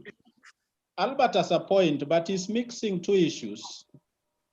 He's mixing the party system in Tanzania, which agrees is very well established, quite entrenched, procedures are clear, and fairly democratic, because in Tanzania, even that CCM candidates are proposed and taken through the rigors of nomination. Yes. But it is the same party under which Jakaya Kikwete led. We never saw the crackdown that we were seeing during Magufuli. It is the same party under which Benjamin Mkapa led the country. We never saw. So let's not glorify the recent Magulification of Tanzania, because somehow things got working. I can tell you that had Magufuli led when young people were creating music, the bongo flavor that we talk about today would not have happened under Magufuli. So I think Magufuli was just an extreme case of a dictator capturing the party to pursue his personal goals, because that is the same party that Ali Hassan Mwinyi took over from Nyerere. Benjamin Mkapa, more recently Kikwete. So personal styles really need not to be imposed as the right modus operandi that we need to be imported to Kenya. So I wanted Albert to differentiate between CCM as a party that seems to be working very well for the country, and all these extremities that we have had more recently with Magufuli. That was the interjection I wanted to make. I don't know whether Albert had finished, but maybe if he had not, he can still continue with his point of view. Albert, you can just wind up. Of course, much obliged to my senior. Now, secondly, is we need to implement the Political Finance Act. to me, if we can be, especially if we are now that we are approaching the, the political session that is happening in the next 1 year, we need to again, implement that law that talks about your political activities financing. We need to be able to know, the whole aspect of declaration of wealth, because what you normally see declaration of wealth is just going to ESCC, the SEC stamps those documents, and you're like, now I've already declared whatever. But then when you look at the kind of money that is being used, that is why a lot of young people are shying away. So I think one of the things that we need to do for the 20, and we have a golden opportunity in 2022, is that political parties, political finance act, to ensure that if it is possible, it can even be capped. To be capped, that for you to run for governor, the bare minimum that needs to be done is for logistics, blah, blah, blah, blah. And this is the maximum it can be used. And the law enforcement and the structures within the government should be able to ensure that we stick to that. By so doing, then it will be a good opportunity for us to open space for as many good leaders to be able to aspire into the political leadership. Thank you, Albert. So Elvis Mogeni is talking to you, Suba. He says, but Suba Churchill placing blame on young people as lovers of handouts is absolutely hypocritical. Suba has stayed in CSO circles for ages, CSOs that have been masters of handouts, CSOs that have neither cared about civility nor society. Your reaction, sir? That is Elvis Mogeni. I'm not sure whether we don't care about civility. Of course, he has not cited any instance when we have been uncivil. But it is true, of course, that, when you are consistent, and this is what is lacking in our party system, I think Elvis should be, showering with praise, because he's actually recognizing that I typify consistency, which if I was materialistic as the current generation, perhaps I would have sold my soul and reputation. And I want to tell you, quite a number of parties have asked me to join them as Secretary General. I've declined because, of course, I know parties serve as leverages for political office nominations, but because I've not quite, bought into their line of thinking and ideologies, I've always declined that. Secondly, of course, as civil society, we don't give handouts. You have never seen, people queuing. All we do as civil society is to facilitate participants. If people leave point A to point B where a meeting is taking place, it is only natural and human that you reimburse them for the cost they have incurred, coming to a meeting. That is not a handout. That is facilitation and recognition of the fact that somebody has, sacrificed time they would have spent looking for money. They have used their transport to come to a venue. And today's civil society does not even have as much money. In the 90s, we used to have money. And I remember we used to be invited to parties, end of year parties, where we'd be given Christmas cards with a few dollars wrapped inside it. You never get that anymore. The other substantive thing that I wanted to respond to is a question that was raised as to whether parties have to be regional. I think there is really nothing wrong with parties being regional. And those who keenly monitored US elections must have seen that every time anyone was analyzing, most likely CNN, you would see the map of US painted either in blue or black to show that this is, Republican dominated, and this is for a stronghold of the Democrats. It so happens even in developed countries. The only problem is when that regional presence or dominance in a party assumes ethnic, characteristic, and that is the shortfall and the deficit that we have in our system. And I think we must also appreciate that part of the reason why our parties tend to have those ethnic identities is because as communities we have ethnic grievances that we hope that can be resolved through parties, because parties then have a mechanism of acquiring power or speaking in platforms where decisions and policies are made.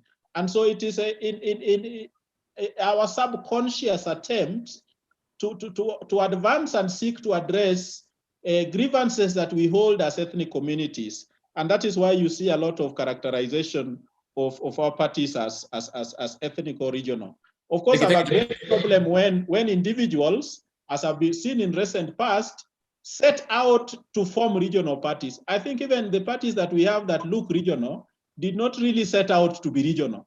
And so I find it ideologically bankrupt for anyone to, from the word go, set out to form a regional party. Let it be an accident of history that that party will have a stronghold in a particular region. But I think it is myopic and lack of foresightedness for anyone to specifically set out to form a regional party. Lastly, Dibal, very briefly, sir. Parties being controlled by individuals or owned by individuals. I think as a country, we have taken steps to ensure that we address that. And that was the basis in which some of us pushed for the idea that parties be funded by the state currently on account of their strength in parliament. And I think that has really helped parties to institutionalize. We have seen parties like ODM buy office space. We have seen parties like Jubilee, they have established. We have not seen, auctioneers hunting them up and down. And I think with the time, if more parties can access that funding, including those that are not parliamentary, including those that may not have won even MCA seats, I think we'll move towards institutionalizing parties as governance structures that can help us move forward. Briefly, just to read those comments, and I think we've also stayed so much on the political commitment to the political parties. We'll gravitate the discussion towards now the technical capacity, looking at IBC because we were left with minimal time as well, and also looking at the gradual implementation of these reforms. This is where also I think we dropped the ball as a country. We have so many good institutions, but there's a glacial slowness in terms of implementing some of these reforms, not only just within the government itself, but also when you look at the private sector, when you look at also the parastatals as well. We have the corporate governance, we have the Mwongozo Code. These are some good documents for reforms, but hardly touched over the years. So Stephen Namushile is asking, youth, why cry and whine when you occupy over 60% of all political parties, of the population, I think he says, parties instead of asserting yourself? Youth, why do you cry and whine when you occupy over 60% of all political parties instead of asserting yourselves? Also, we have Justice Wambutura, yes, he's saying, we need to take into account that we have laws which can serve this country. Well, if they were implemented, we have big problem of selective amnesia of implementing law to suit the implementer, right? Also, we have the Elvis Mogeni. I think I asked that question. We have Kelvin Mutwiri saying, youths are among the biggest assets that any country should be proud of. We have fresh ideas, we are diverse, and we all want a better country. But even if we unite together and form a strong party with fresh and good ideas, we'll either be frustrated by the register of political parties or mainstream media will never even give us a chance to air out our ideologies. They will always concentrate on all the people who are up to date, still believe in tribal and ethnic politics. This is what Kelvin is saying. Rose Wangu saying, we also need to discuss on electoral reforms, which are part of governance reforms. The way elections are held in this country do not currently favor SIGs, right? That's where we want to head to. But briefly, you can actually respond to this, Will Kister, on the youth beat, and then we gravitate the discussion towards electoral reforms. This is part of the technical capacity that we are talking about. Are we prepared as a country even for a referendum and the general election? Briefly to you, Will Kister. Thank you. So I think Namushile is a leader in a political party, I believe. I think he also is aware of the dynamics. And being aware of that, he knows, first of all, that the word youth in a political party does not connote a young woman per se, it connotes young men. And when it connotes young men within a political party, it connotes goonism. So we are aware that young people within political parties are mostly used when there's chaos.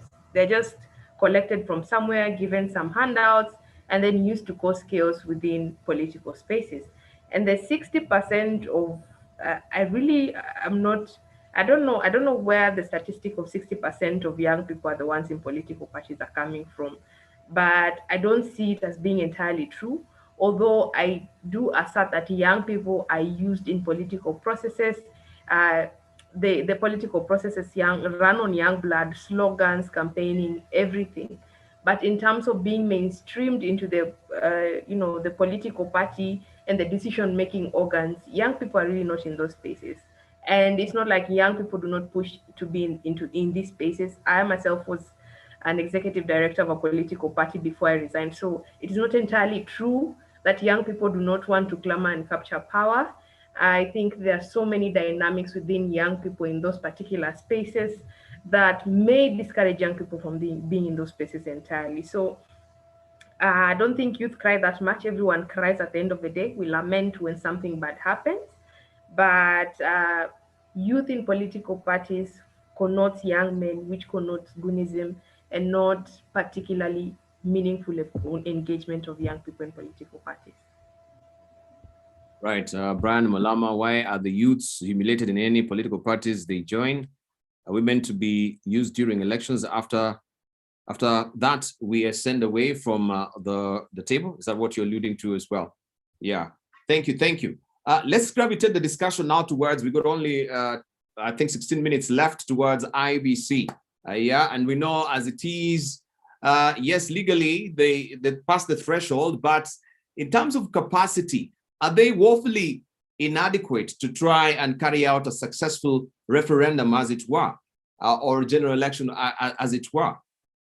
This is part of reforms that we've been talking about, the IBC, just not just about the commission, but the electoral processes itself, even right from the procurement of electoral materials, as it were, right? Because that's the entire electoral process. It is not just the election day and the casting of your vote, yeah, into the ballot box, but how the processes is carried from the goal-getting. Let's hear from you, Albert. IBC referendum, we are cutting it to close. What do you think? Albert? Yes, I think, IBC are facing the test of their time. Albert, remember to unmute.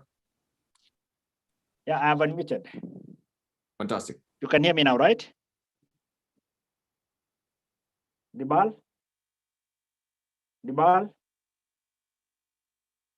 Hello? Yes, we can hear you. I can hear you myself. Very well.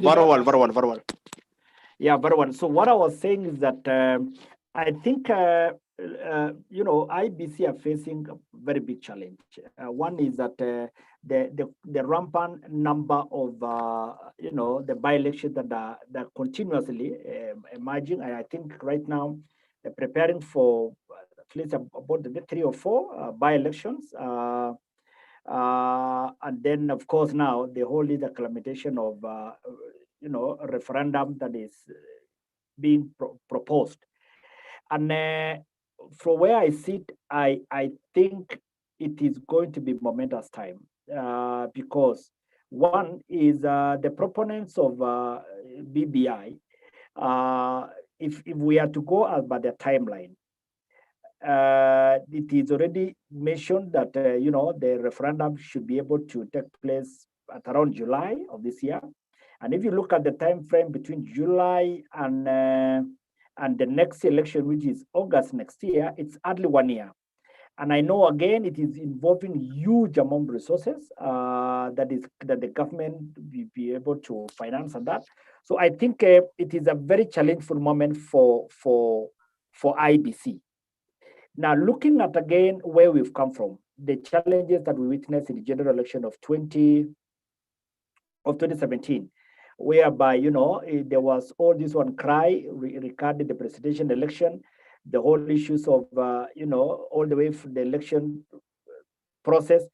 I know, again, it is just a matter of time before a serious conversation by the political players will be able to pick. And I know, again, even from where we sit now from political party, not much actually has been discussed regarding the reforms in in the IBC. But I know as we are proceeding, there will be a serious conversation on, therefore, do we want to go to the election for 2022 with the existing commissioners, or as per the BBI, there is already a clause, a transition clause, whereby there will be a voluntary departure by the current commissioners, and they will. So from where I sit, and if we go as per the BBI, it looked like by the year that we are going for the election 2022, assuming that referendum will be able to be done, then there is a likelihood that we are going to be having new commissioners for IBC.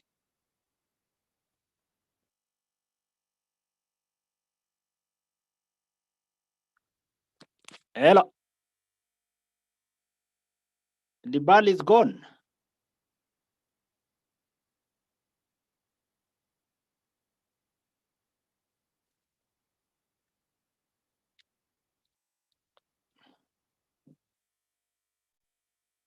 Super Churchill, can you hear me? Yes, I can hear you, but I can't see the ball. I think we've. So where is the ball? I think we have lost it. He has lost it. Thank you. As we wait for the ball to be back, maybe Super Churchill, we may go next. Beautiful. I thought, good.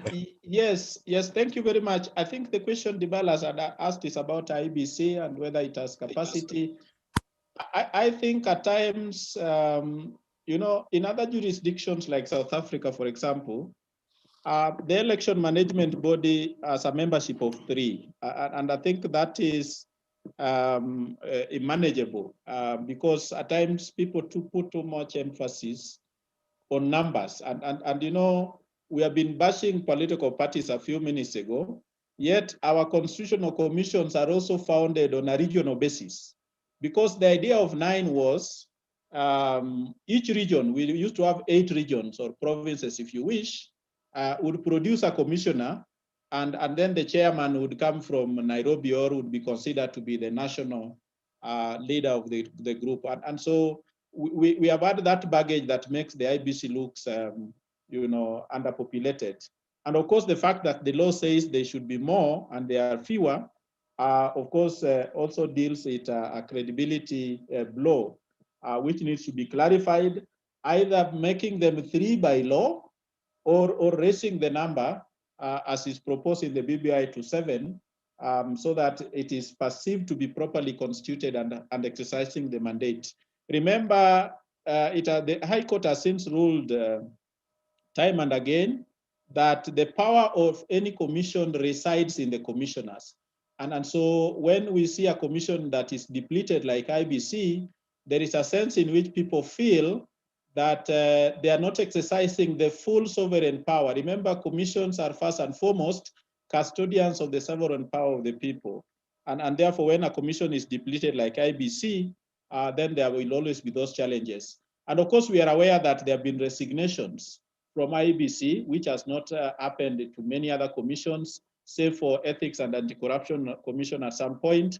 And the circumstances under which those commissioners resigned also, undermined the credibility and stature of the IBC, and that needs to be addressed. And I think if there is any one commission that is in dire need of reforms, then it is IBC, so that it begins to work towards the referendum and prepare towards the elections. We have, other than the referendum and the elections, we have, of course, the boundary review, which they are supposed to delineate. And so for people to come to trust that whatever they have done is professional, then it will have to be properly constituted and appear to be, a professional body in the eyes of the public. Lastly, is to say that there has been this reform that has been called for in IBC, but which I hope can be achieved, not necessarily even through BBI, but through legislation. There's been a feeling that there is competition between the CEO at IBC and the chairperson. And I think this needs to be clarified so that we do not have the kind of altercations we used to have between the chair of the commission and the CEO, at least for the time that they had a CEO, because today I think they have an acting CEO. And that needs to be clarified, and that can be achieved through the law. We have also talked about, the need to have a referendum law which then enables the election management body to know what it needs to do at every step of the way. And more importantly, I think IBC has this knack for taking politicians head on, and it's not good for them because you can never win a political banter with politicians. We saw this on the cost of signature verification when IBC presented, a budget that appeared to be humongous, and then certain political leaders felt that that was too much. And so we had this public altercation. I think IBC needs to cultivate, cordiality with political leaders so that we avoid this exchange that then, leaves the commission with egg on its face, because like in the case of the cost of signature verification, finally a lower budget was allocated. And that creates the impression that the IBC lost the debate to the political actors. And so some of these things that IBC and especially the chair tends to take up, in public media, exchanging with politicians at times are not helpful in terms of restoring the glory and confidence that the IBC needs to execute its mandate. Thank you very much. Thank you so much, Suba Churchill. Will Kister, what are your remarks? So I largely agree with what Suba and Albert have opined, that the reforms within the IBC are extremely necessary, especially during this point. And I think for me, important would be public trust in the Electoral Commission itself, within the electoral management body, because we know that these are the places where, for the most time, strife starts from. So I think my only submission there is that, in as much as it looks low of IBC to have been engaging in a banter with the political class, for the common Mwananchi, it does communicate that the IBC truly is independent and has its own voice, and therefore, stands for the role that it is there to play, and that the public can trust the IBC to be independent and to be able to conduct, elections and even the referendum. Thank you so much, Dibal. Kindly unmute. Thank you so much. I'm sorry, I went off the grid a bit there. Technical challenges on my side, but gladly, got to. Even if it's just by the skin of my teeth, I can see the time is really flown by. Yeah. But yeah, a lot of what was said, I left it at Albert. But thank you so much, Kenya, for holding the fort for me. So I wouldn't really want to dwell much on that. IBC reforms, because I know you've really covered that. Maybe just to pick some of the questions because of interest of time from our panelists in regard to what IBC, they think IBC is all about as the current state of play it is. If I may just look upon this, try and just get that question, that will be fantastic. Let me just try and think ahead. But in the meantime, I wanted just to ask, because I know you've covered a lot on the IBC, the gradual implementation of reforms, that is where also we seem to be having a problem.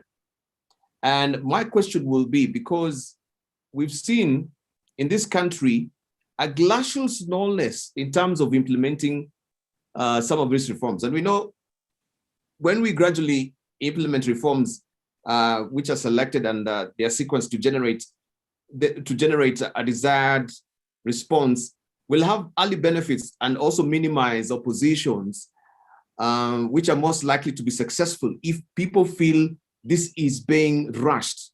We'll have also improvements to service delivery and civil service accountability, right? Incites popular support if there's a gradual implementation of and systematic implementation of reforms. Maybe we can also chime in on that and try and hear from our panelists, just to tell us, do you think with the current state of play with the BBI, this is a general feeling of the public that is being crammed down our throats, that people should be given more time even to get intimately familiar and internalize this particular document? We've had even people from who are other able, the person living with disability saying that we don't even have the brails, we don't even have the mechanisms to try and access these particular documents for us who are other able. Just briefly, I think I left it with Wilkisa, so we can pick up with Albert briefly, then Suba. Yeah, I think one of the challenges that we are facing as a country at the moment is even, and I like the way you're talking about implementation. If you look at the Grisler Commission report, the report said that the IBC must be in place 2 years to the election. Our constitution demands that our election is in August next year, that is 2022. So that in itself, again, is one of the things that we need to ask ourselves whether it can still be able to be, is it attainable or not? The other thing is, and I like the fact that you are saying that Kenya, for me, I even don't think whether Kenyans are concerned about IBC. What Kenyans are concerned now is bread and butter on the table. The political class where some of us we belong are now concerned with two things. We are now concerned about whether the referendum will take place. Then the next monster is whether we will face the election with the IBC as it is constituted at the moment. And I think because IBC is a referee, there is a lot of issues of trust and confidence. I strongly believe that this is where the commonality of all political players, they're all in agreement that as currently constituted, IBC will not be able to provide a credible election. And that tells you that there will be definitely a reform in that constitution of the IBC before we go for the election. The other thing is that, and I think so that I preempt what I want to say, we may want to be alive to the fact that, of course, there is a court case regarding, again, the tying up the hands of IBC in terms of handling the referendum. So again, I know that as and when the parliament will be able to dispose of the issue, we're still going to face the other monster. And that is, what do we do with the court case that is happening? So we're actually working on uncharted territories. It is a question of you put your one foot ahead and you test how things are. So we are on a precedented time. And of course, again, with the COVID, things are really tough on our side. Fantastic. Super Churchill, briefly on this as we are putting things to an end. We're just about to ring the curtain down. Yes, I think that the last 2 weeks have been, I think, one of the most tense ones because somehow there were reports of disagreements in Parliament between the two committees on how to move the reforms forward. But we are increasingly seeing some glimmer of hope. We are seeing easing of the tension. We have seen remarks made to the effect that the political class is committed to those reforms. Of course, IBC being one of the subject of reforms may not have played an important role as it ought to have in informing the content of some of those reform proposals that are being made. But luckily, when Parliament was considering the BBI report, I think it was good that the chair of the IBC made a very important submission, clarified certain things that were at risk of being messed up, and that would have tied the whole process to further court action, as Albert has alluded to, and we just hope that those reforms will be realized. But of course, as you rightly put it, and as Albert has pointed out, Curricular Commission recommended that any reforms in the election management process needs to be in place at least 2 years before the elections itself. We remember how we were put in an awkward situation when electoral laws were being amended in between the first round of presidential elections and the second, the runner. And so those reforms never get to get implemented. We never put in place the structures and institutions. And that's why, I'd hoped that as civil society, we would be able to have those reforms in place so that the IBC gets prepared. Unfortunately, COVID-19 has put that to the test, and we just hope that all institutions, including the judiciary, will do what it's humanly possible to make sure that all those cases are cleared, before time runs out for the passage and adoption of some of those critical reforms. Of course, as a country, we have a history where we have had incremental reforms. And that's why at some point, I kind of differed with my colleagues in the sector who are funding a revolution, and asked them, what makes you think that Kenya is ripe for a revolution? Because historically, we have always had these incremental reforms whenever the next elections are approaching. And so we have trodden the path. It's a path we have trodden very well. IPPG reforms of 97. Before that, we had the repeal of Section 2A that opened the gates for formation of other political parties. We also saw a number of reforms in the run-up to 2002 and even 2007. We hope that if Kenya was not to go through what it went through in 2007, then some of the reforms envisaged under the BBI needs to be put in place. Otherwise, a complete failure of those reforms, I can tell you we might experience something a little worse than what we had in 2007. And we just hope that some of those reforms will be in place so that we are able to address some of the concerns, particularly around elections, that keep us in a situation of antagonism whenever elections are held. Oh, fantastic.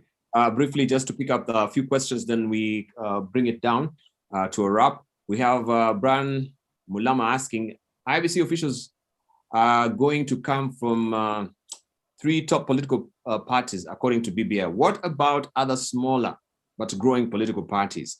Also, Ruben Cheriot, if at all the current commission will conduct the 2022 general election, what will be the implications on the election outcomes, and how best can they be addressed? That's a probing question. Also, we have Lilian Nyango asking if we could comment on the concern on the multiplicity of the BBI report. Tabo Daniels is saying IBC has the constitutional mandate to eliminate boundaries. Those of you supporting BBI, why are you disenfranchising IBC? Yes. Why is Parliament keen on amending the Constitution unconstitutionally with regard to provision of popular initiative? Maybe we can comment on those, and then we bring it to a wrap. The people aspect also, maybe could we gravitate the discussion towards the people, where the question is, do you think the IBC has also done the requisite, provincial civic education in terms, or electoral education, as far as the BBI is concerned? Not really BBI, but of just educating the public on the electoral, processes that are, are forthcoming. Have they done a good job, or have they done a very sucky job? Let's just begin with you, Wilkista, briefly. So be very tough and pithy, because now time is not really on our side. We're pinched for time. Wilkista, remember to unmute. Right. Unmuted. I think in terms of the IBC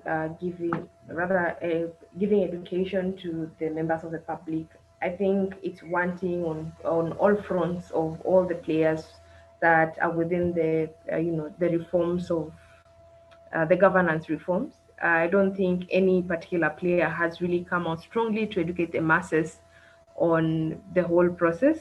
But also we have to appreciate that being a citizen and even being in a democracy, these are things that continue to evolve over time, as Kofi Annan once said. We can't wake up today to a perfect democracy. We can't wake up today to a perfect country, but we keep improving, the provisions within the constitution and all that. We've had so many changes to the constitution, and which make our country better, including even making Kenya once more a multi-party democracy state. So we can't downplay the role that amending to improve the constitution can play for us as citizens. And then I think on the implementation of the provisions that are there in the Building Bridges initiative, I think it's very well stated that different provisions require different timelines and different people that are really going to spearhead the implementation of these processes. Like some of the administrative provisions within the document have been given a timeline of 2 to 6 months, the legislative ones and the policy ones as well. I think our concern as citizens and as key actors and players within this space is whether the political ill will or political goodwill will come into play to allow or deter the implementation of these particular provisions. So from your own assessment, generally, come 2022, do you think we're going to have a free, fair general election? Well, we hope we do have a free, fair, and general election. I think there has not been any election that has had. No, that's your fervent hope, but do you think, that you're going to have a free, fair election? Not hopefully. I think I'd hope for a free, fair, and a credible election. All right, then. Let's hear from Albert, briefly. For me, I'm wishing, not hoping, I'm wishing that we have a free, fair election. Yeah, but allow me to bring the aspect of the inclusivity of the people. Yes. I want to squarely blame the pandemic. If you look at since the process of this BBI, we've never had the normal way of engaging the public, because there have been all these restrictions. When you can look at the environment at which the collection of signatures was subjected in, we had again COVID restrictions. Then when it went to Parliament, again, you have seen even the limitation of the people to go and submit their stuff in the Parliament. I think the window that all of us were looking into was the civic education, because if you look at the program of the implementation of that, once Parliament have concluded, then the next phase now would be the civic education, and there will be two things that are running together. There will be civic education, and then the political players now, rallying the country in terms of to vote for or to vote against. And I know, again, because of the restriction, we are even expecting even to scale it down and to do what you call the town hall meeting. All this now it has been put on the shelf because of the COVID. And I know, again, one of the things that I know, even those people are against it, they're going to go to challenge. They brought the whole aspect of the citizens who are not involved well. And I think, allow me to say this, that the whole aspect of public participation, that is one thing that we have never really break it down and say, at what stage do we then say the public have been involved adequately? As somebody will say that we had, a representation of 50 people, if you look at the multi-sector, and that can be considered again to be part of the decision. So I think, again, even as a country, one area that we have not been able to, and I know there have been a lot of court cases. Everybody, when the bill is being passed, everybody who normally goes to court, because there are some people who feel like if my voice has not been factored in, then public participation was not done adequately. And so that is it. But from where I sit, from my party, which is the CCM, we heavily invested in the BBI. I know the constitutional amendment, and now we are strong proponents of the constitutional amendment, and we are in support fully as a party. Thank you very much, brother. All right. Well, I didn't want just to broach on the subject of CCM and the optics also with the BBI right now. That will take another, when we stop for time, we need to go. Super Chachi, maybe you can just give your also closing remarks as well on some of the questions that were asked, especially on the differentializing of the IBC. Those of you who are supporting, why are you differentializing IBC? This is what Tabu is asking. Briefly. Yes, disenfranchising IBC. I think yes. I mean that's a concern that has been raised. I think the Constitution empowers the IBC to review and delineate, and I think this is where perhaps the BBI report a little bit went overboard in prescribing even where those new constituencies should be, and I hope that it's part of what the joint committees of Parliament and of the National Assembly and the Senate are grappling with. But if you look at legally, to delineate means to come with particulars, to get into details of the boundaries of that constituency. And I think so far that has not been breached.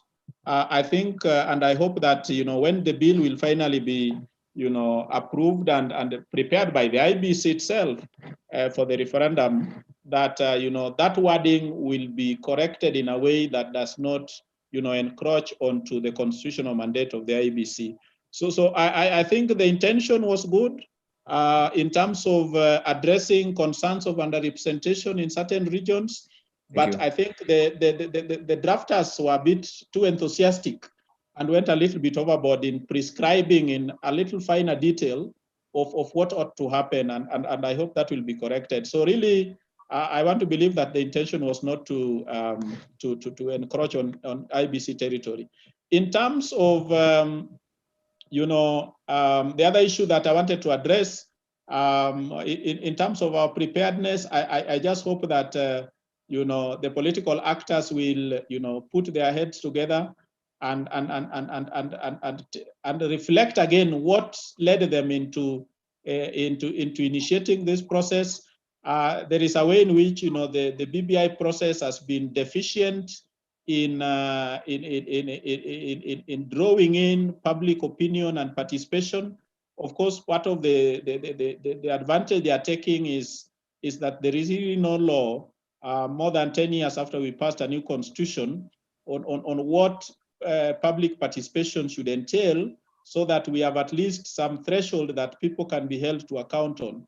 But that notwithstanding, I think that there is still sufficient time to engage in more robust, public engagement, draw in people, because reforms of whatever nature, be they legal, constitutional, administrative, needs to acquire the democratic ownership. It is through public participation that, these processes acquire the legitimacy, the democratic ownership. People get to institutionalize and accept them as part and parcel of the situation that they want to be part of. And that is something that really cannot be overstated. And we just need, as civil society, as political parties that may not be at the moment involved in these processes, we need to see even non-parliamentary political parties, being drawn in, being consulted on a regular basis, so that the process is not held hostage by the initiators. I think the process has grown much bigger and ought to drop off the hands of the initiators, so that all Kenyans of goodwill and of every walk of life can feel part and parcel of this process. Fantastic. A very delectable, engaging discussion we've had today. I really appreciate, very insightful.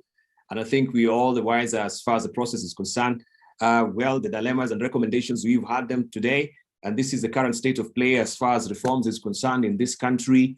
A glacial slowness in terms of instilling these reforms, good documents, but now the implementation bit, the political commitment is a different kettle of fish altogether. But we do hope, right? As always, my mantra is just be optimistic that things will turn out for the better of this country, right?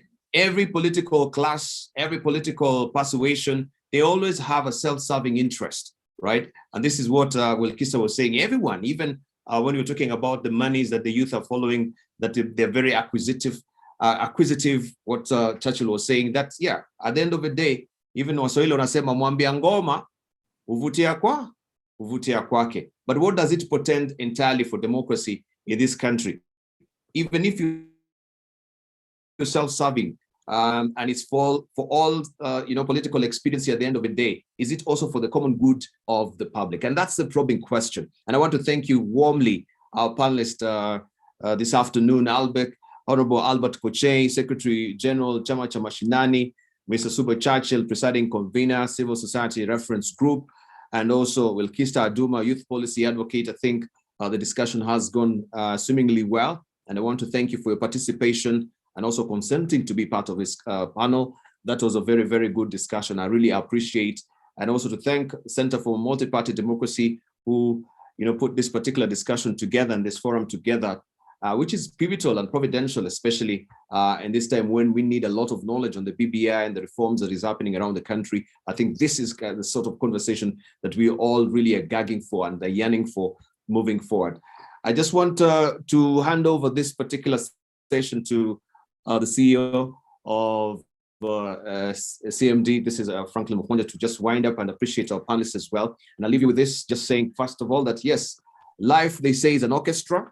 So in the orchestra of life, learn to play your instrument well. So in all these processes, learn to play your instrument well. Over to you, sir. Great. Thank you, Dabal, for playing the instrument of a moderator very well. And also to the panelists, Wilkista, Churchill, and Albert, for really leading a very robust conversation. Mine is really to appreciate you and say a few things, and as we close, and wish you a good afternoon. One is that whichever level of reforms that requires a country, whether administrative, legal, or constitutional, the people are at the center of it.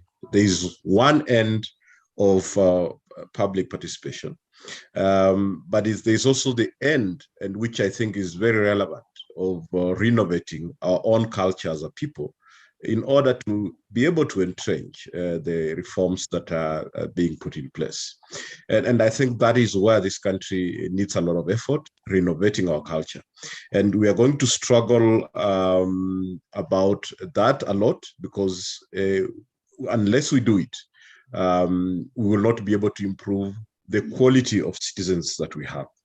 And if you take the very basic values of that inform the quality of citizens, be it honesty, be it truth, be it responsibility, accountability, respectfulness, justice, concern for family, concern for friends, they talk about equality, justice. All these are really at the very bare minimum in this country.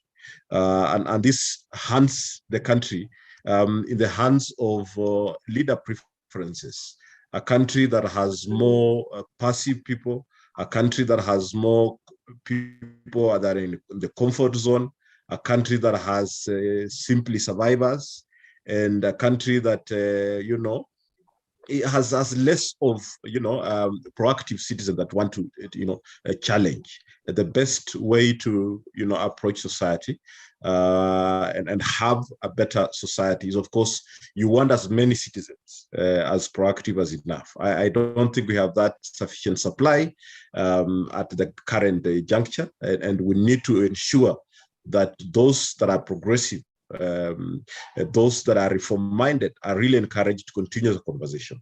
And the political parties really have a responsibility in this regard, because if we do not have a proactive citizen, then it will be very tricky to improve our internal democratic systems. Transforming the political parties into ethnic fiefdoms and outfits to issue-based, public institutions is going to take the efforts of all of us. We need to get political parties to a level that they can be able to attract, the elites, that the academia, the people that can be able to influence the growth of ideas in this political party. So I want really to thank you and appreciate you for this really robust conversation. And at this juncture, please allow me then to declare the meeting closed, but not the end of dialogue. Dialogue is a continuous process, and therefore we'll continue coming back to you for this conversation and more others. Thank you very much. May you have a good afternoon.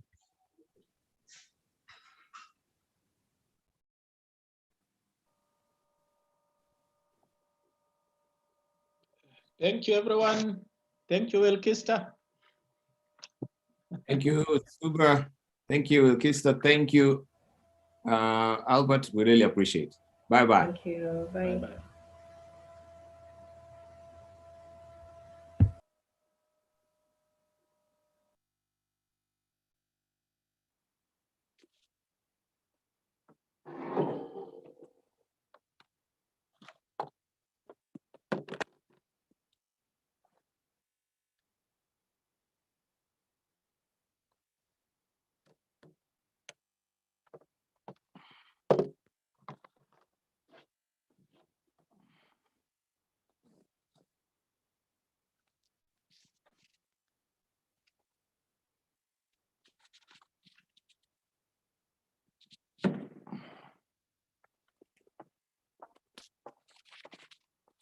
I'm done.